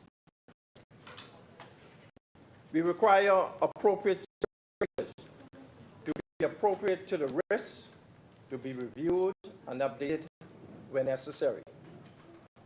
The 2025 bill also requires the controllers and processors to maintain a record of processing activities and to record personal data breaches. Require processing of personal data between a data controller and processor to be governed by a contract rather than not only disclosures to a third party. We have systems by which controllers and processors can actively identify, assess, and mitigate risks to personal data, including data protection officers, data protection, impact and a prior consultation procedure. Madam Speaker, we specify how persons transfer data outside the Bahamas can demonstrate that they provided or provide protection by a contract or otherwise equivalent to that provided under the current Act. We also set out the rules, the duties, and the responsibilities of the Data Protection Commission and the office as a whole. We enhanced the remedies provided for the Act by introducing time within which the Commissioner may notify decisions to the complainant, a right to an effective judicial remedy, and the compensation of data subjects who have suffered material damages and factors to be taken into account when imposing these fines. I'm just about to wrap up, Madam Speaker. Complement of the Office of the Data Protection Commissioner, priority administration, for which I'm charged with offering my level of expertise to the ongoing assistance and development of robust and resilient systems that prove user-free while keeping our secure. That's at the forefront.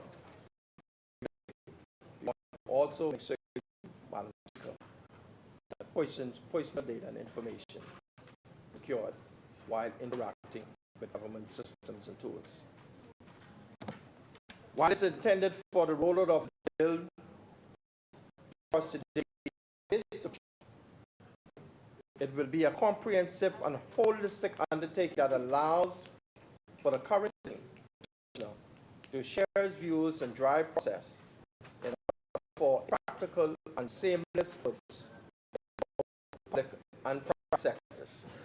We are confident that the bill before us today and the inclusions of our major industry stakeholders, their feedback have reflected well and enabled in the proposed Protection Bill 2025 represented here today. In this, I'm optimistic the road ahead, that it will provide much more trusted sources platforms, data subjects whom the bill aims to protect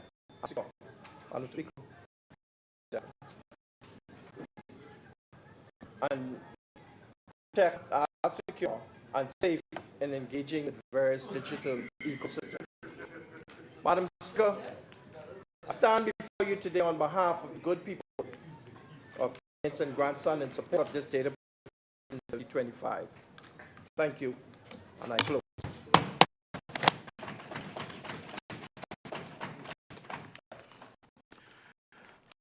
Thank you, Honorable Member. It is moved and seconded that the following bill be read a second time and committed.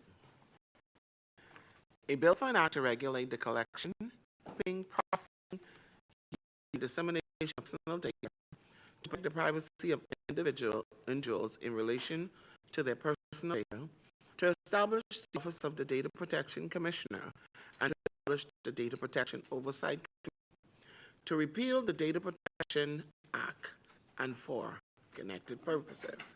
As me, the chair recognizes the honorable member, Ms. Grand Bahama. Thank you very much, Madam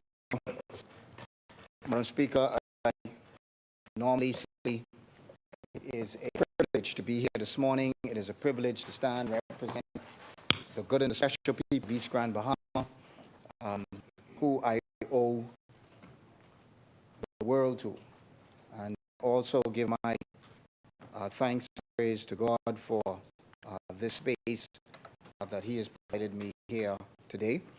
Madam Speaker, I also, before I get the presentation, I know he has left the premises, but I just wanted to again publicly add my voice of support and encouragement and congratulations to Ms. Charlton, who has done an amazing job. And again, those of us on this side, we support her and support her effort that she has put forward. She is an excellent example of what Bahamian spirit could do, and speaks to there are small nations who are able to accomplish amazing, wonderful, great things in this world. And she is a small person and accomplish great, amazing, wonderful things in this world. One of the things that it speaks to also is she came from the same school that we came from, played on the same parks that we played on. She's risen to be the top in the world at what she does. And speaks to every child in the country that you see somebody, I mean, this isn't some total belief. You actually see somebody who came from the place where he came from. They're top in the world at what they do. And so, Madam Speaker, we commend her for what she's continuing to do. Madam Speaker, also, commend the hundreds of folks who are on the outside. We commend them exercising their democratic to protest, to agitate, to continue to press for their rights, press for what they are entitled to. And so we on this side, I been on the outside this morning before we came on the inside. I was honestly pleased at the amount of persons who were there protesting. It was a massive, massive crowd that was out there protesting. And Madam Speaker, I also checked my phone and saw that it was also corresponding press in Grand Bahama. And there were folks who were protesting in Grand Bahama outside of the Ministry of Grand Bahama headquarters. They were protesting out there as well. So we on this side want to say that we stand with them. I echo and congratulate the remarks that were made by our leader, the member from Marcos last night. I echo those remarks and commend him for presenting, particularly last night, Madam Speaker. Madam Speaker, in 2025, lives have a constant trail of data. From our children's photographs that we post, every WhatsApp message that we Bahamians post so frequently, our health records now, depending on where you go, are all digital and are stored in some place. Our faces now, as we go through airports and as we go drive our vehicles, and as we see throughout the city, we see these cameras. Faces are now on these cameras. The thousands of emails that are sent every day is a digital footprint of us. And also, every ping location is again a digital information about us, data. Amazon, online history, all data about us. It's like footprints in the sand. And that data has tremendous value for governments. It has tremendous value for folks who are selling items, tremendous value for big companies who want you to purchase their product, purchase their service. It has tremendous value. And it has good value, but it also can also be used for negative value as well. The data also, Madam Speaker, is important for us to understand who owns this data. And the bill really speaks to rights over this data. So, yes, we welcome this update data protection law. We support this data protection law. We support having a commissioner with teeth. But let us, Madam Speaker, be honest with the Bahamian people. This bill is really only the first step towards what is really needed. Really just a first step as the complete product as to what we require, what the country requires, which is real safety, real national sovereignty, real economy, and a digital economy that pays Bahamians wages. That's well, it's where what we need to achieve, and this bill does not do it, but it does provide us with one step forward. We on this side, we will vote to pass this law, but we cannot pretend that the job is not yet done. I believe that, and I'll discuss this a little in my presentation, I believe we missed an opportunity this bill to create real online tools for victims. We missed an opportunity to pass real laws that has fast takedown provisions, so that if someone is a bad actor who has presented something online that may not be true, or that may be threatening, or that may presented something without your permission, we missed an opportunity to have fast takedown provisions. We also missed an opportunity to have a process to unmask those persons who are actually doing the threatening. Because it's quite often that folks who do the threatening do it through anonymous or through other means than their real name. And they should not be able to hide behind data protection laws. We support the bill's modernization, replacing the old law, the concept of establishing an independent data protection commissioner, and giving Bahamians rights over their data. That's new. That's support. We support giving them access. We support them having the ability to correct. We support them having the ability to reject. We support that. We also support mandatory breach notifications, the registration, and the duties of the data protection. We support. Speaker, though, we have also seen this before, where we passed laws in the States before,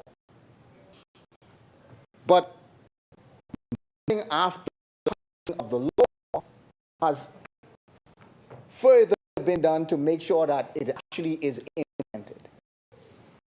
So, Madam Speaker, the government comes with glossy bills, they come with wonderful promises, but then they leave some of the funded, they leave these things understaffed and not started.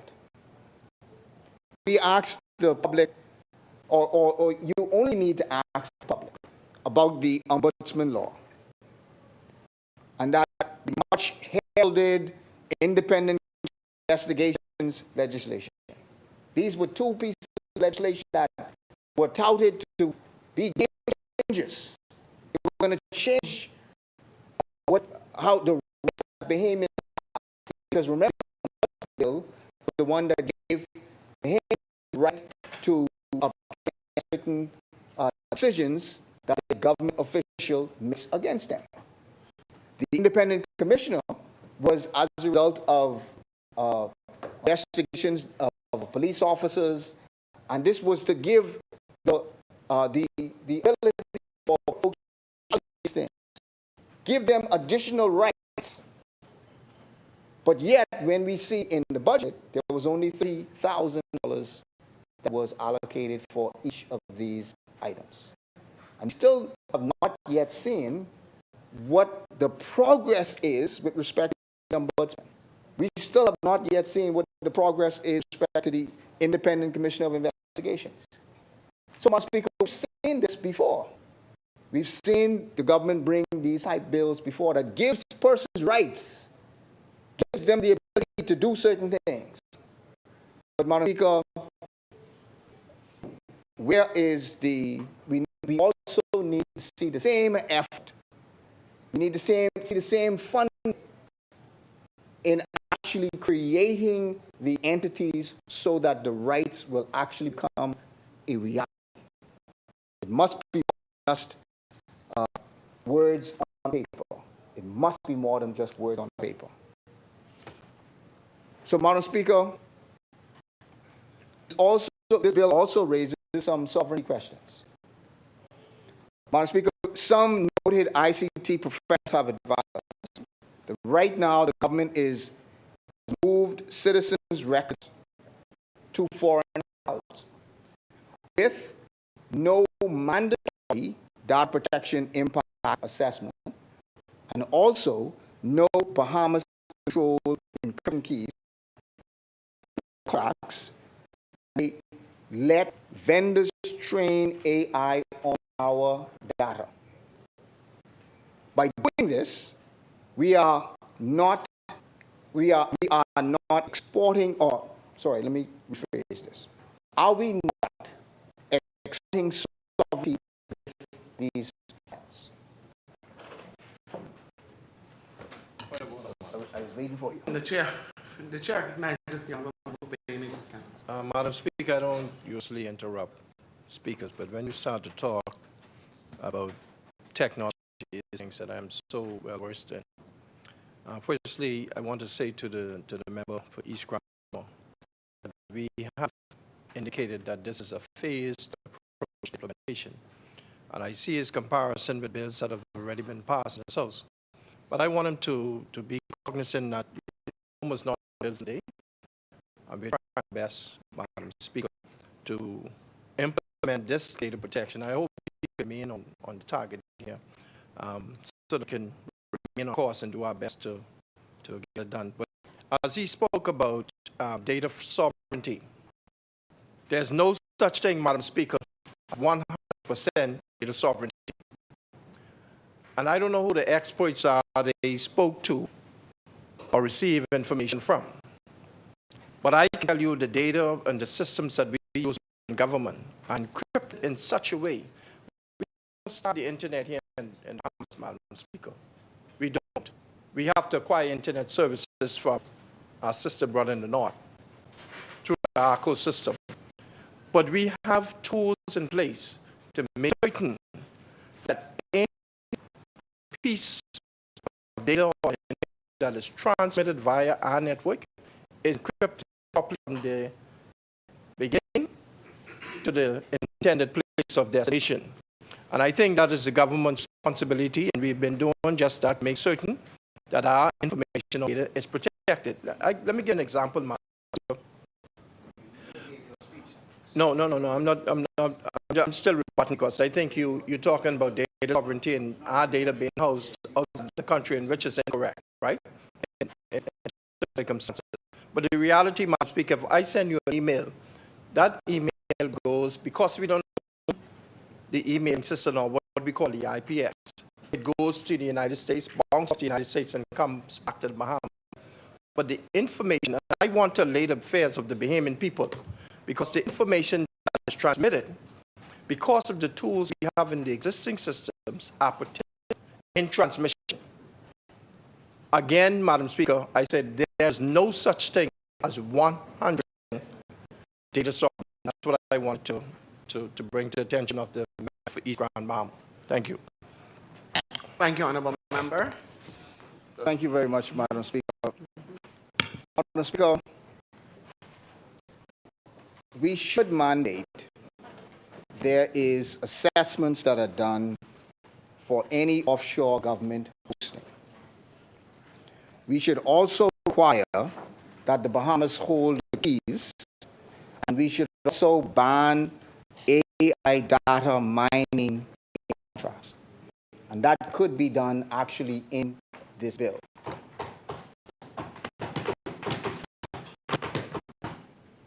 And one question that I have, and maybe the member for Bain and Grandstown could speak to it, but one question that I had, and I know that those who we consulted with was why is it that the government's new website is being hosted outside the country when it previously was hosted by an entity inside the country? So it is a relevant question as to why that is the case, and what effects that our data has being held outside as opposed to being held inside the country.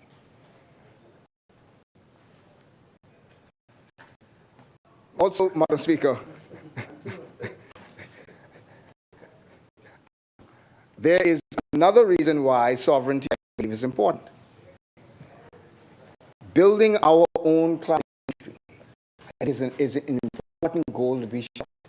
And at the very least, we should, and I know this is not the case, I know this is not the case for many years, but we should seek to have as a goal that if there is government information, digital information, that government digital information is held in the Bahamas. I believe we do have the capacity in the Bahamas to hold, because we have a cloud company that is in the Bahamas. We have a cloud company that presently holds government systems.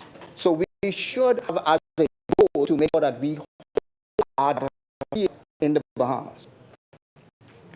Madam Speaker, another reason why we think this, what should be done is actually one of the reasons what the member for Bain and Grand spoke about, which is they send an email to you. That email is going to go to someplace in the States before it gets to you. So it's not going to go directly to you. It's going to ping off someplace in the States, and then it's going to get to you. My information and understanding is that that's because we in the Bahamas do not have our own local internet exchange point. If we had our own local internet exchange point, the emails would not be going outside of the country. They would go directly to Bahamian internet service.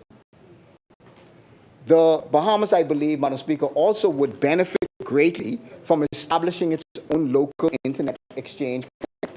I know that back in 2010, ERCA produced a document envisioning creating a new IXP for the Bahamas. Why is this important, Madam? It would lower costs, lower internet costs. Also, it would provide faster local connectivity. Also, sovereignty and security, because it remains here in the Bahamas. Madam Speaker, also one question that we have with respect to the bill, and it may be where you may look at some amendments to this, or you may have amendments to this, but you have in your breach of notifications, you have a 3 working day limitation. Also, you have to notify the person within 3 working days that they are in a breach. I wonder why you have limited to working days. Because a working day in the Bahamas is a different time from working day in Europe, a different time from working day in the United States, a different time from working day all over the world. So why not just do hours? A working day, if you have a weekend, a working day is about 48 hours afterward, which again creates a longer period of time, which does not need to happen. So why don't we change it to 72 hours as opposed to 3 work days? Madam Speaker, also, we are speaking about rules that deal with borderless giants that business all over the world. So you have platforms, data centers in Dublin and Singapore, and they're in Dublin today, they're in Singapore tomorrow, and they are trading data in different countries. So are we protecting humans, or are we just protecting them on paper?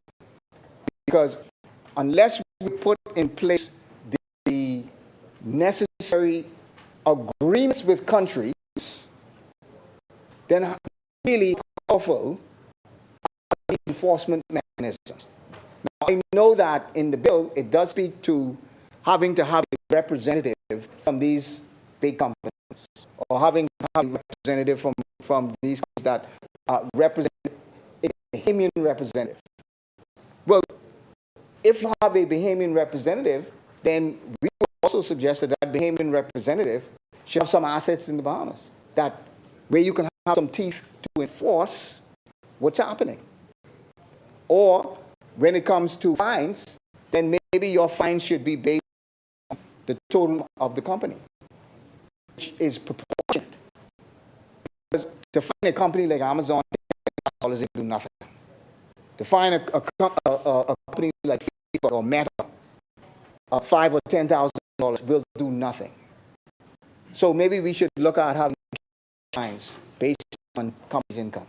And then that would again put some teeth into these enforcement provisions.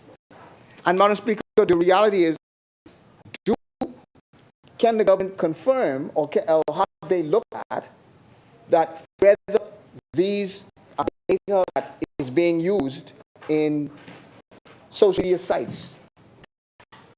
Does this bill apply to our data being used, for example, in Facebook? Does the bill apply to our data being used in TikTok or any one of these other social media sites? Does our data being used, our banking data being used by international banks that do business in the Bahamas, and they have headquarters in other countries? Does this bill specifically apply to our data that is being housed and used by these companies? So, Mr. Speaker, again, these are relevant questions I'm sure Bahamians will have.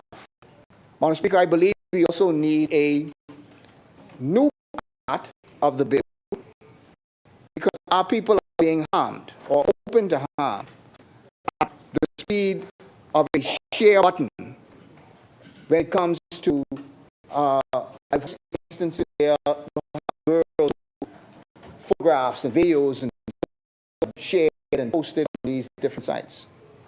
You have leaks of private records, and you have anonymous smear accounts while posts sit on servers abroad. So, Madam Speaker, I think we missed an opportunity to address a very serious point, because this bill could have been a provision that allows you to have a fast takedown provision. In this bill, you could have had a provision that allows you to unmask the abuser, that mandates that a person who is representative of these large companies, that they are mandated to be able to give the information out as to who that person is, under specific legal circumstances and so on that has to be put. But provisions could have been put inside this bill that would add that additional protection. Madam Speaker, also, if we are serious about protecting privacy and delivering better service, I believe we could have written into this bill the once only principle. That is that the government should collect a data point from a Bahamian only once. Then with lawful basis and strict purpose limits, they can then reuse that information that they collected from you, and they can then send it to different government departments. Madam Speaker, it is, when you really think about it, we have different departments, but one government. That one government registers you for birth. And then you have to go to that one government and get evidence of that. And then you have to then physically take that evidence of registration to the passport office with the same government. You then have to take that same passport to another government agency, to National Insurance. And then National Insurance will give you certain things. And then you have to take that same information to Inland Revenue. Take that same information to Ministry of Works, that same information to Road Traffic, that same information to every different government agency. Mr. Speaker, there's a better way of doing it. And that way is for... The chair recognizes the honourable member for Bailey Grandstand. Madam Speaker, I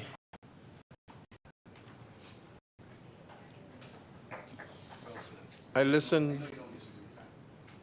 to the member for East Grand Bahama, but I want to remind the member that in their administration they had $30 million under the IDB project to do the same thing that he's currently discussing as we speak.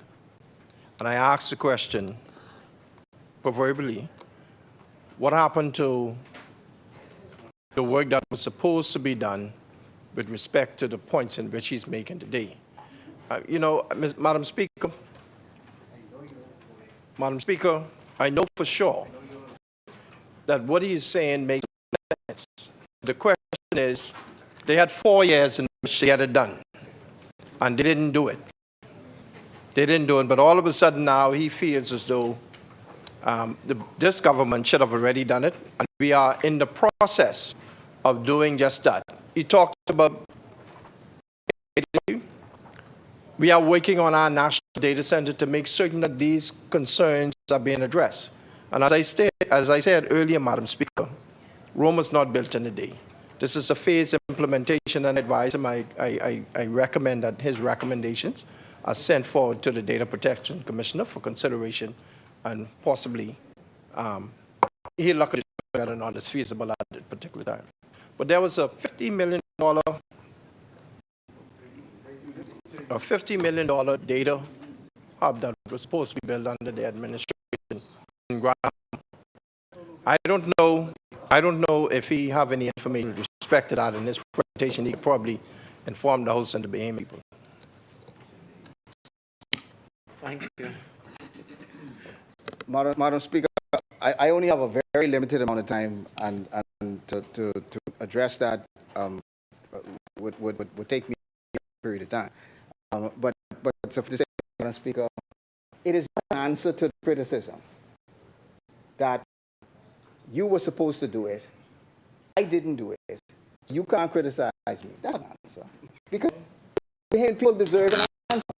Bahamian people deserve that done. Yeah. And Madam Speaker, I agree. We did do it in the time period, and in fact, the loan was not 4 years. We had the loan, but you have been in office for 4 years. Yes. so all had the benefit of what we were doing.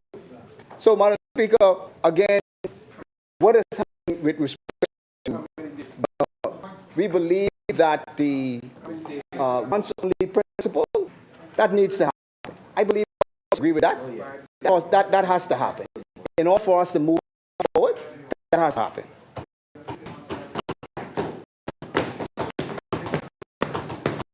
Madam Speaker, also, as I seek to wrap this up, the bill also does not go far enough in terms of providing indication of who is looking at your data. For example, any government ministry or any hospital, the hospital probably is the best example. If you have your data, you should be notified if somebody is even looking at your data, not just processing it, doing something with it, but you should be notified if somebody is looking up Kwesi Thompson to see what Kwesi Thompson's data is. I should know that, who is looking at it, because you should not be accessing unless you have a legitimate reason to do so. Which means if you have a legitimate reason to do so, you can then tell whoever the data belongs to, you can then say, this is the legitimate reason why we're doing it. And so we believe it should go even further. Just look at the way that Estonia treats their data. We believe that same way and those same rights that those folks in Estonia has, that they have the ability, that we have that same ability, Madam Speaker. Madam Speaker, we also believe that while I wrap this contribution up, this is what, as I said, one step in terms of a larger vision that we ought to have as a country. And the larger vision that we all have as a country is we should be making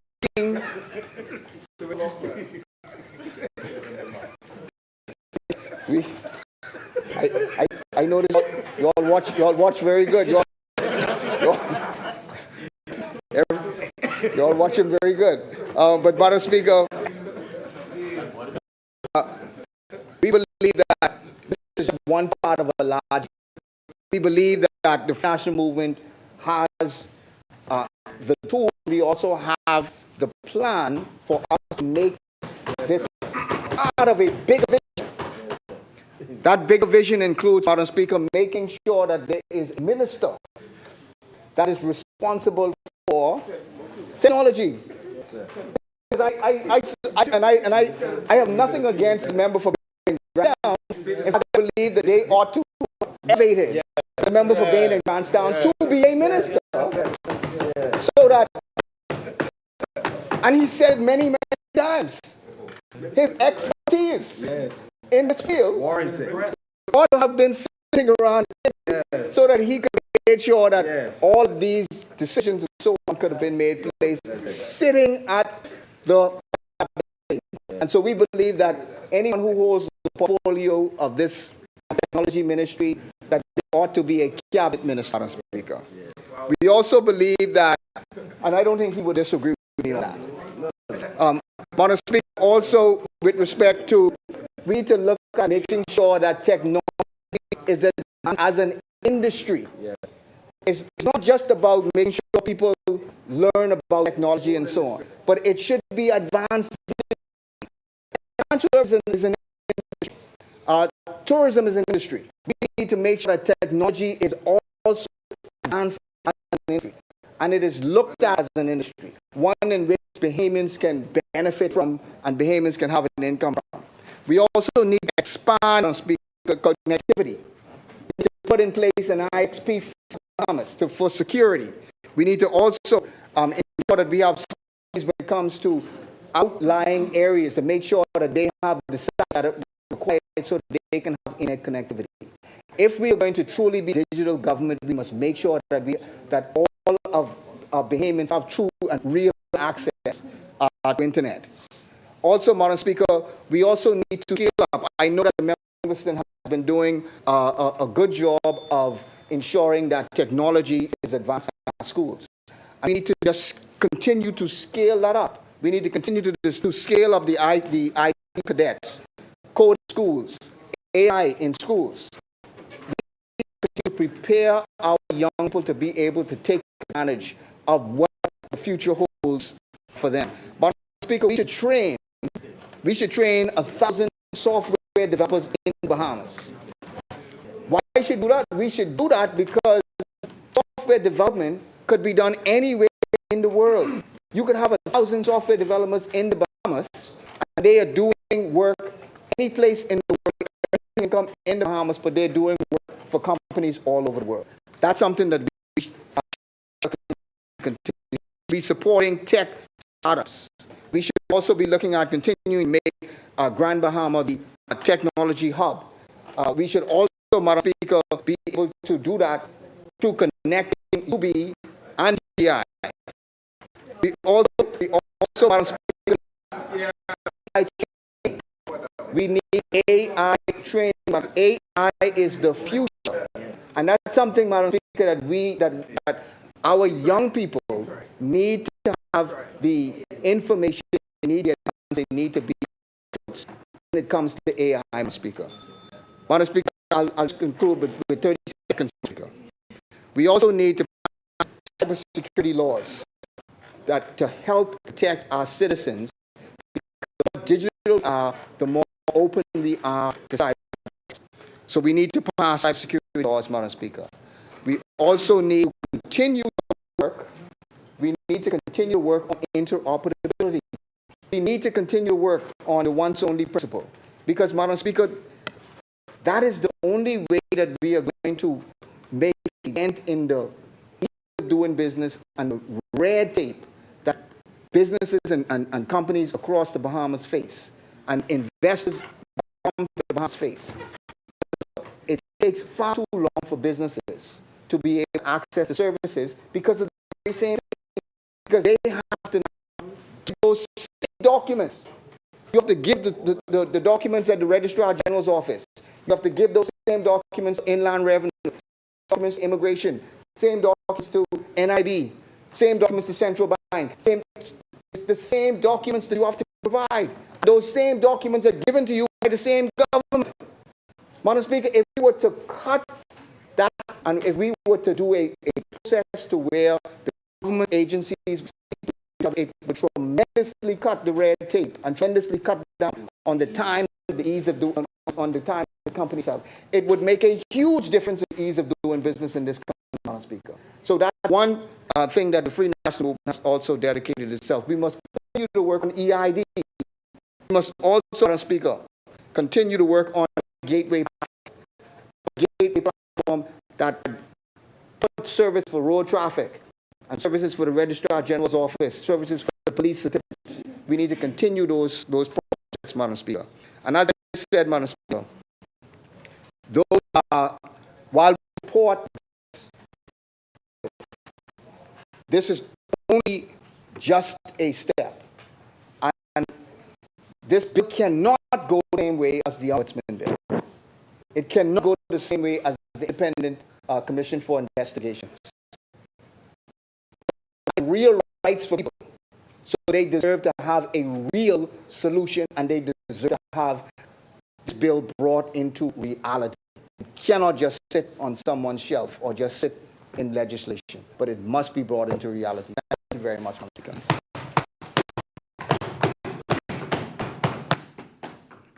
Thank you, Member Azmi. I recognize the member for Central Granville. Thank you very much, Madam Speaker. I'll try to do my best, Madam Speaker, to up before the 1 o'clock hour. Madam Speaker, today I rise to debate another very important bill that is relevant to the further development of our nation.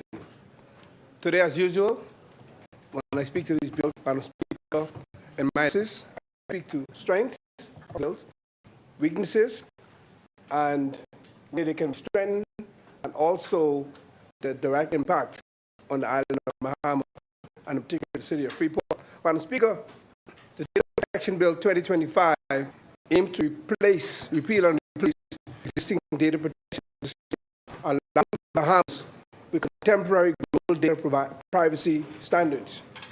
This analysis will quickly examine the bill's provision, addressing its strengths, weaknesses, and potential effects, as I indicated earlier. Madam Speaker, I will speak to now some of the strengths of the bill. Madam Speaker, the bill represents a significant modernization of data privacy, adopting tools and mechanisms similar to international benchmarks, such as the European General Data Protection Regulation, the GDPR, that was referred to earlier by being granted down. Madam Speaker, the bill clearly outlines 6 core data protection principles: the lawful and transparent processing, 2, purpose limitation, 3, data minimization with adequate, relevant, not to excessive information, 4, the accurate, up-to-date maintenance of the system, number 5, storage limitation, and 6, appropriate security measures, which is extremely important. This provides, Madam Speaker, a robust legal foundation for data processing. Madam Speaker, the bill will also provide for an enhanced data rights. The data subjects are granted comprehensive rights, including the right of access to their data, the right to rectification, the right to object to processing, and of course the right to erasure, or the right to be forgotten. These rights empower individuals and, of course, consumer trust. Madam Speaker, the establishment of the independent regulator is also, in my view, an advantage. The creation of the Office of Protection Commissioner as a body corporate is a critical step designed to be independent and autonomous in regulating and enforcing data protection and privacy. Madam Speaker, the requirement for mandatory registration of data controllers and processors is a key regulatory tool also. Furthermore, the obligation of data controllers to appoint a data protection officer or DPO under certain conditions to public bodies, large-scale systematic monitoring or processing of sensitive data enhances internal accountability and expertise.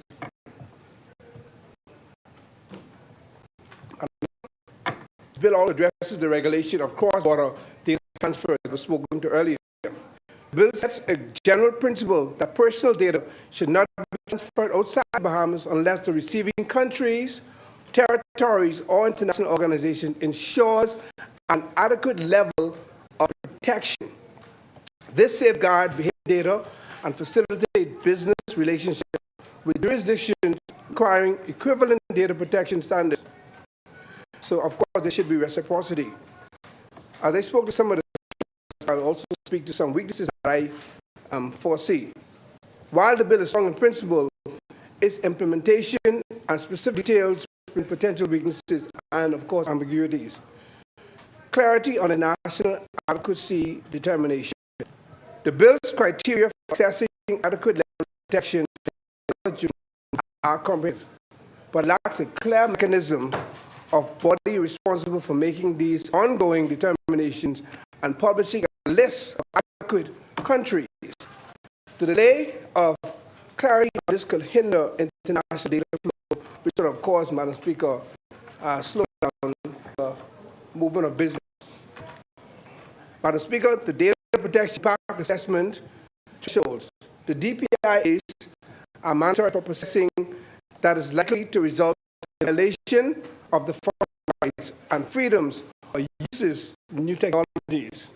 However, the additional risk for a DPIA, such as large, sensitive personal data or systematic monitoring of public access area on a large scale, lack precise definition of large scale. What does it mean?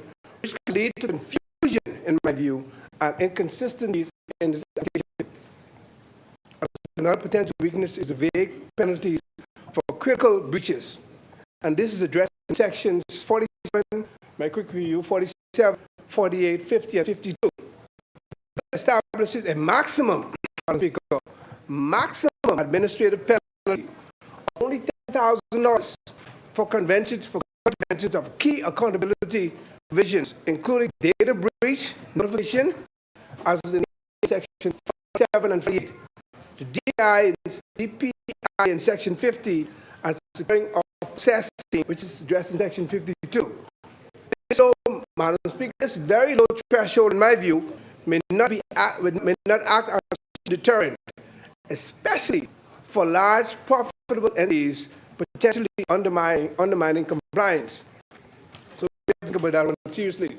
Madam Speaker, another weakness is small business exemptions for processing records. Enterprises employing fewer than 750 persons are exempt.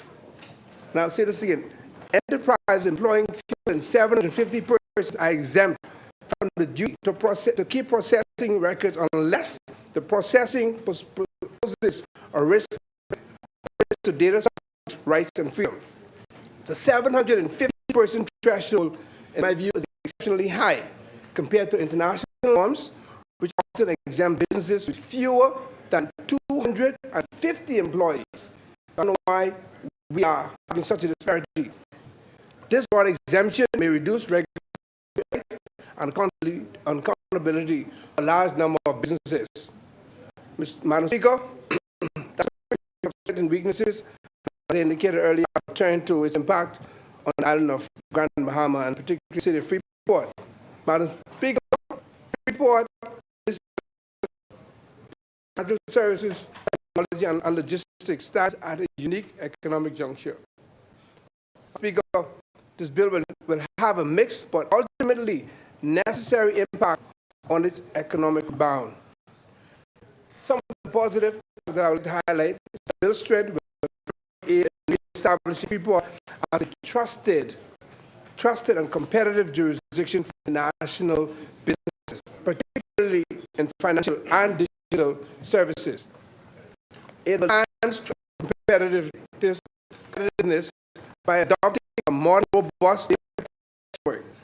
Freeport becomes a safer destination for multinational corporations and international investors that handle personal data.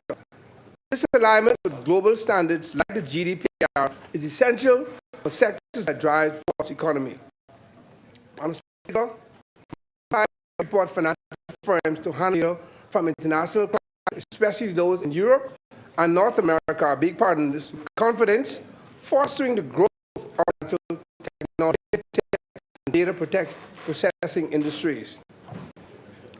Speaker, the framework for transferring data has, while needing greater clarity on the adequate level of protection, determination is a prerequisite for engaging in global digital economy. The commitment to strong data protection is the key to maintaining business relationship with international partners. Mandatory videos and security for our processing requirements, which is section 52, will compel businesses and IT infrastructure staff training, thereby creating new high-skilled local jobs in these areas, in cybersecurity, compliance, and reducing costly data breaches. Speaking of the jobs to come.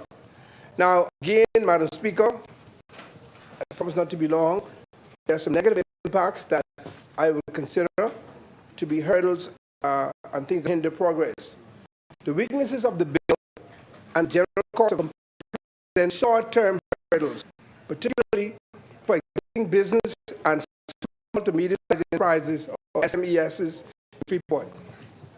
High compliance for SMEs, Madam Speaker, the excessive high exemption threshold of $750 per person for record keeping. All businesses of size must still comply with all provisions of the bill. For example, data rights subjects, security measures, and their processing. For many small businesses in Freeport, the initial cost and time associated with mandatory registration, implementation, new security measures, and retraining staff will represent a significant administrative burden. And this is something that we really consider. Madam Speaker, the weakness for non-compliance, the 10,000 maximum administrative penalty spoke to earlier, which is mentioned in Section 89 for key breaches such as security failure or breach notification, is, in my view, too low to deter large data processors operating in Freeport. A low penalty, Madam Speaker, internationally, not only locally, as a lack of serious commitment to enforcement. Data was very of contracting report-based data processors. This could stifle the growth, Madam Speaker, of data processing and data center industry, a high potential area for Freeport's rebound, something that we really need. Again, Madam Speaker, there's a lack of clarity on what is deemed as large-scale processing for DPIs and adequate level of protection. Could lead to legal uncertainty and operational delays. Madam Speaker, in Freeport that needs to move data quickly to meet clients' demand may face friction until the Commission provides their guidance or regulations, as was addressed in Section 6. Madam Speaker, in conclusion, I would like to put forth some recommendations.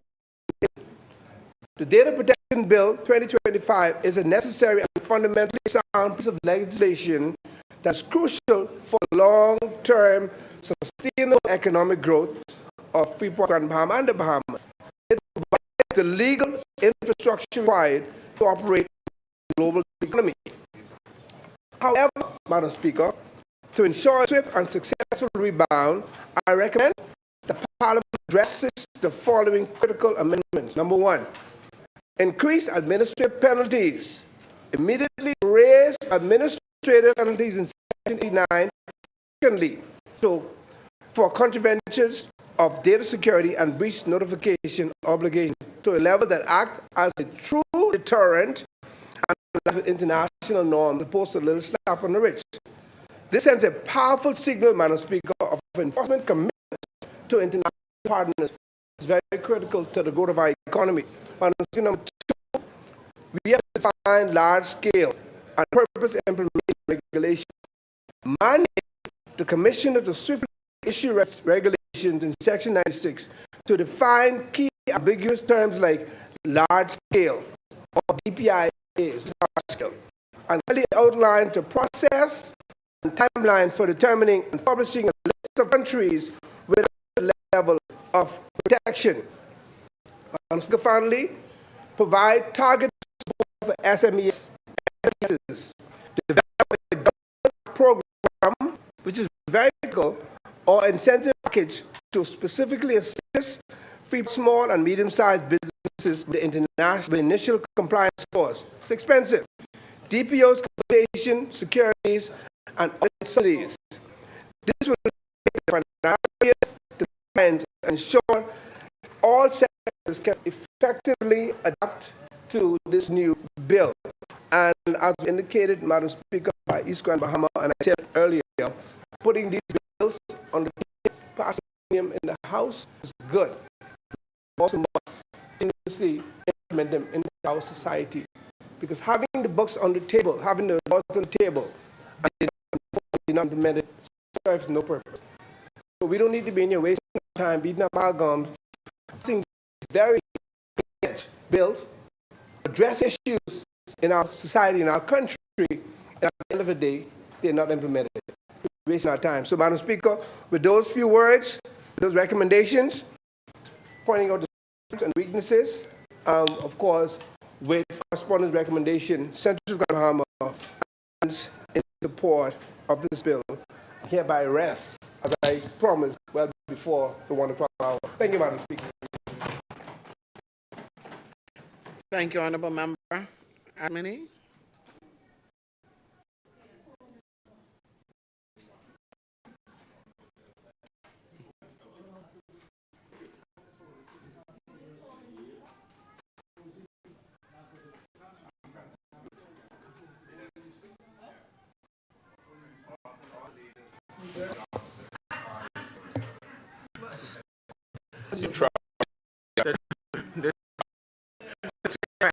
The Honorable Member Bakalani.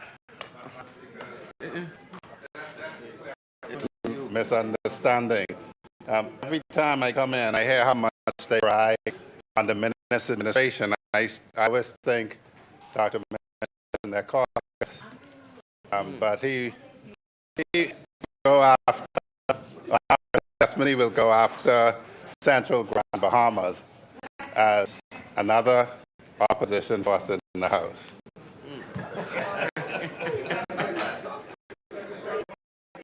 That's not the case. I think Nassau Village, we will follow the normal protocol. We will not be agitated by that.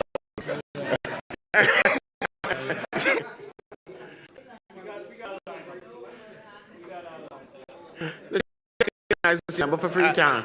I thought Kalani wanted to go next, but maybe there's a thought in the relationship. I don't know. We need to wait and see. We need to wait and see, Madam Speaker. So now, yes, Madam Speaker. As many, the chair recognizes the Honorable Member for Nassau Village. Let me go straight. Break for lunch. Madam Speaker, I now move to the House. The business of the House be suspended to the 3 p.m. hour. Thank you, Honorable Member. Business of the be suspended until 3 p.m. As we are in favor, will be seated.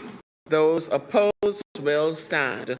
The motion of this House is suspended until 3 p.m.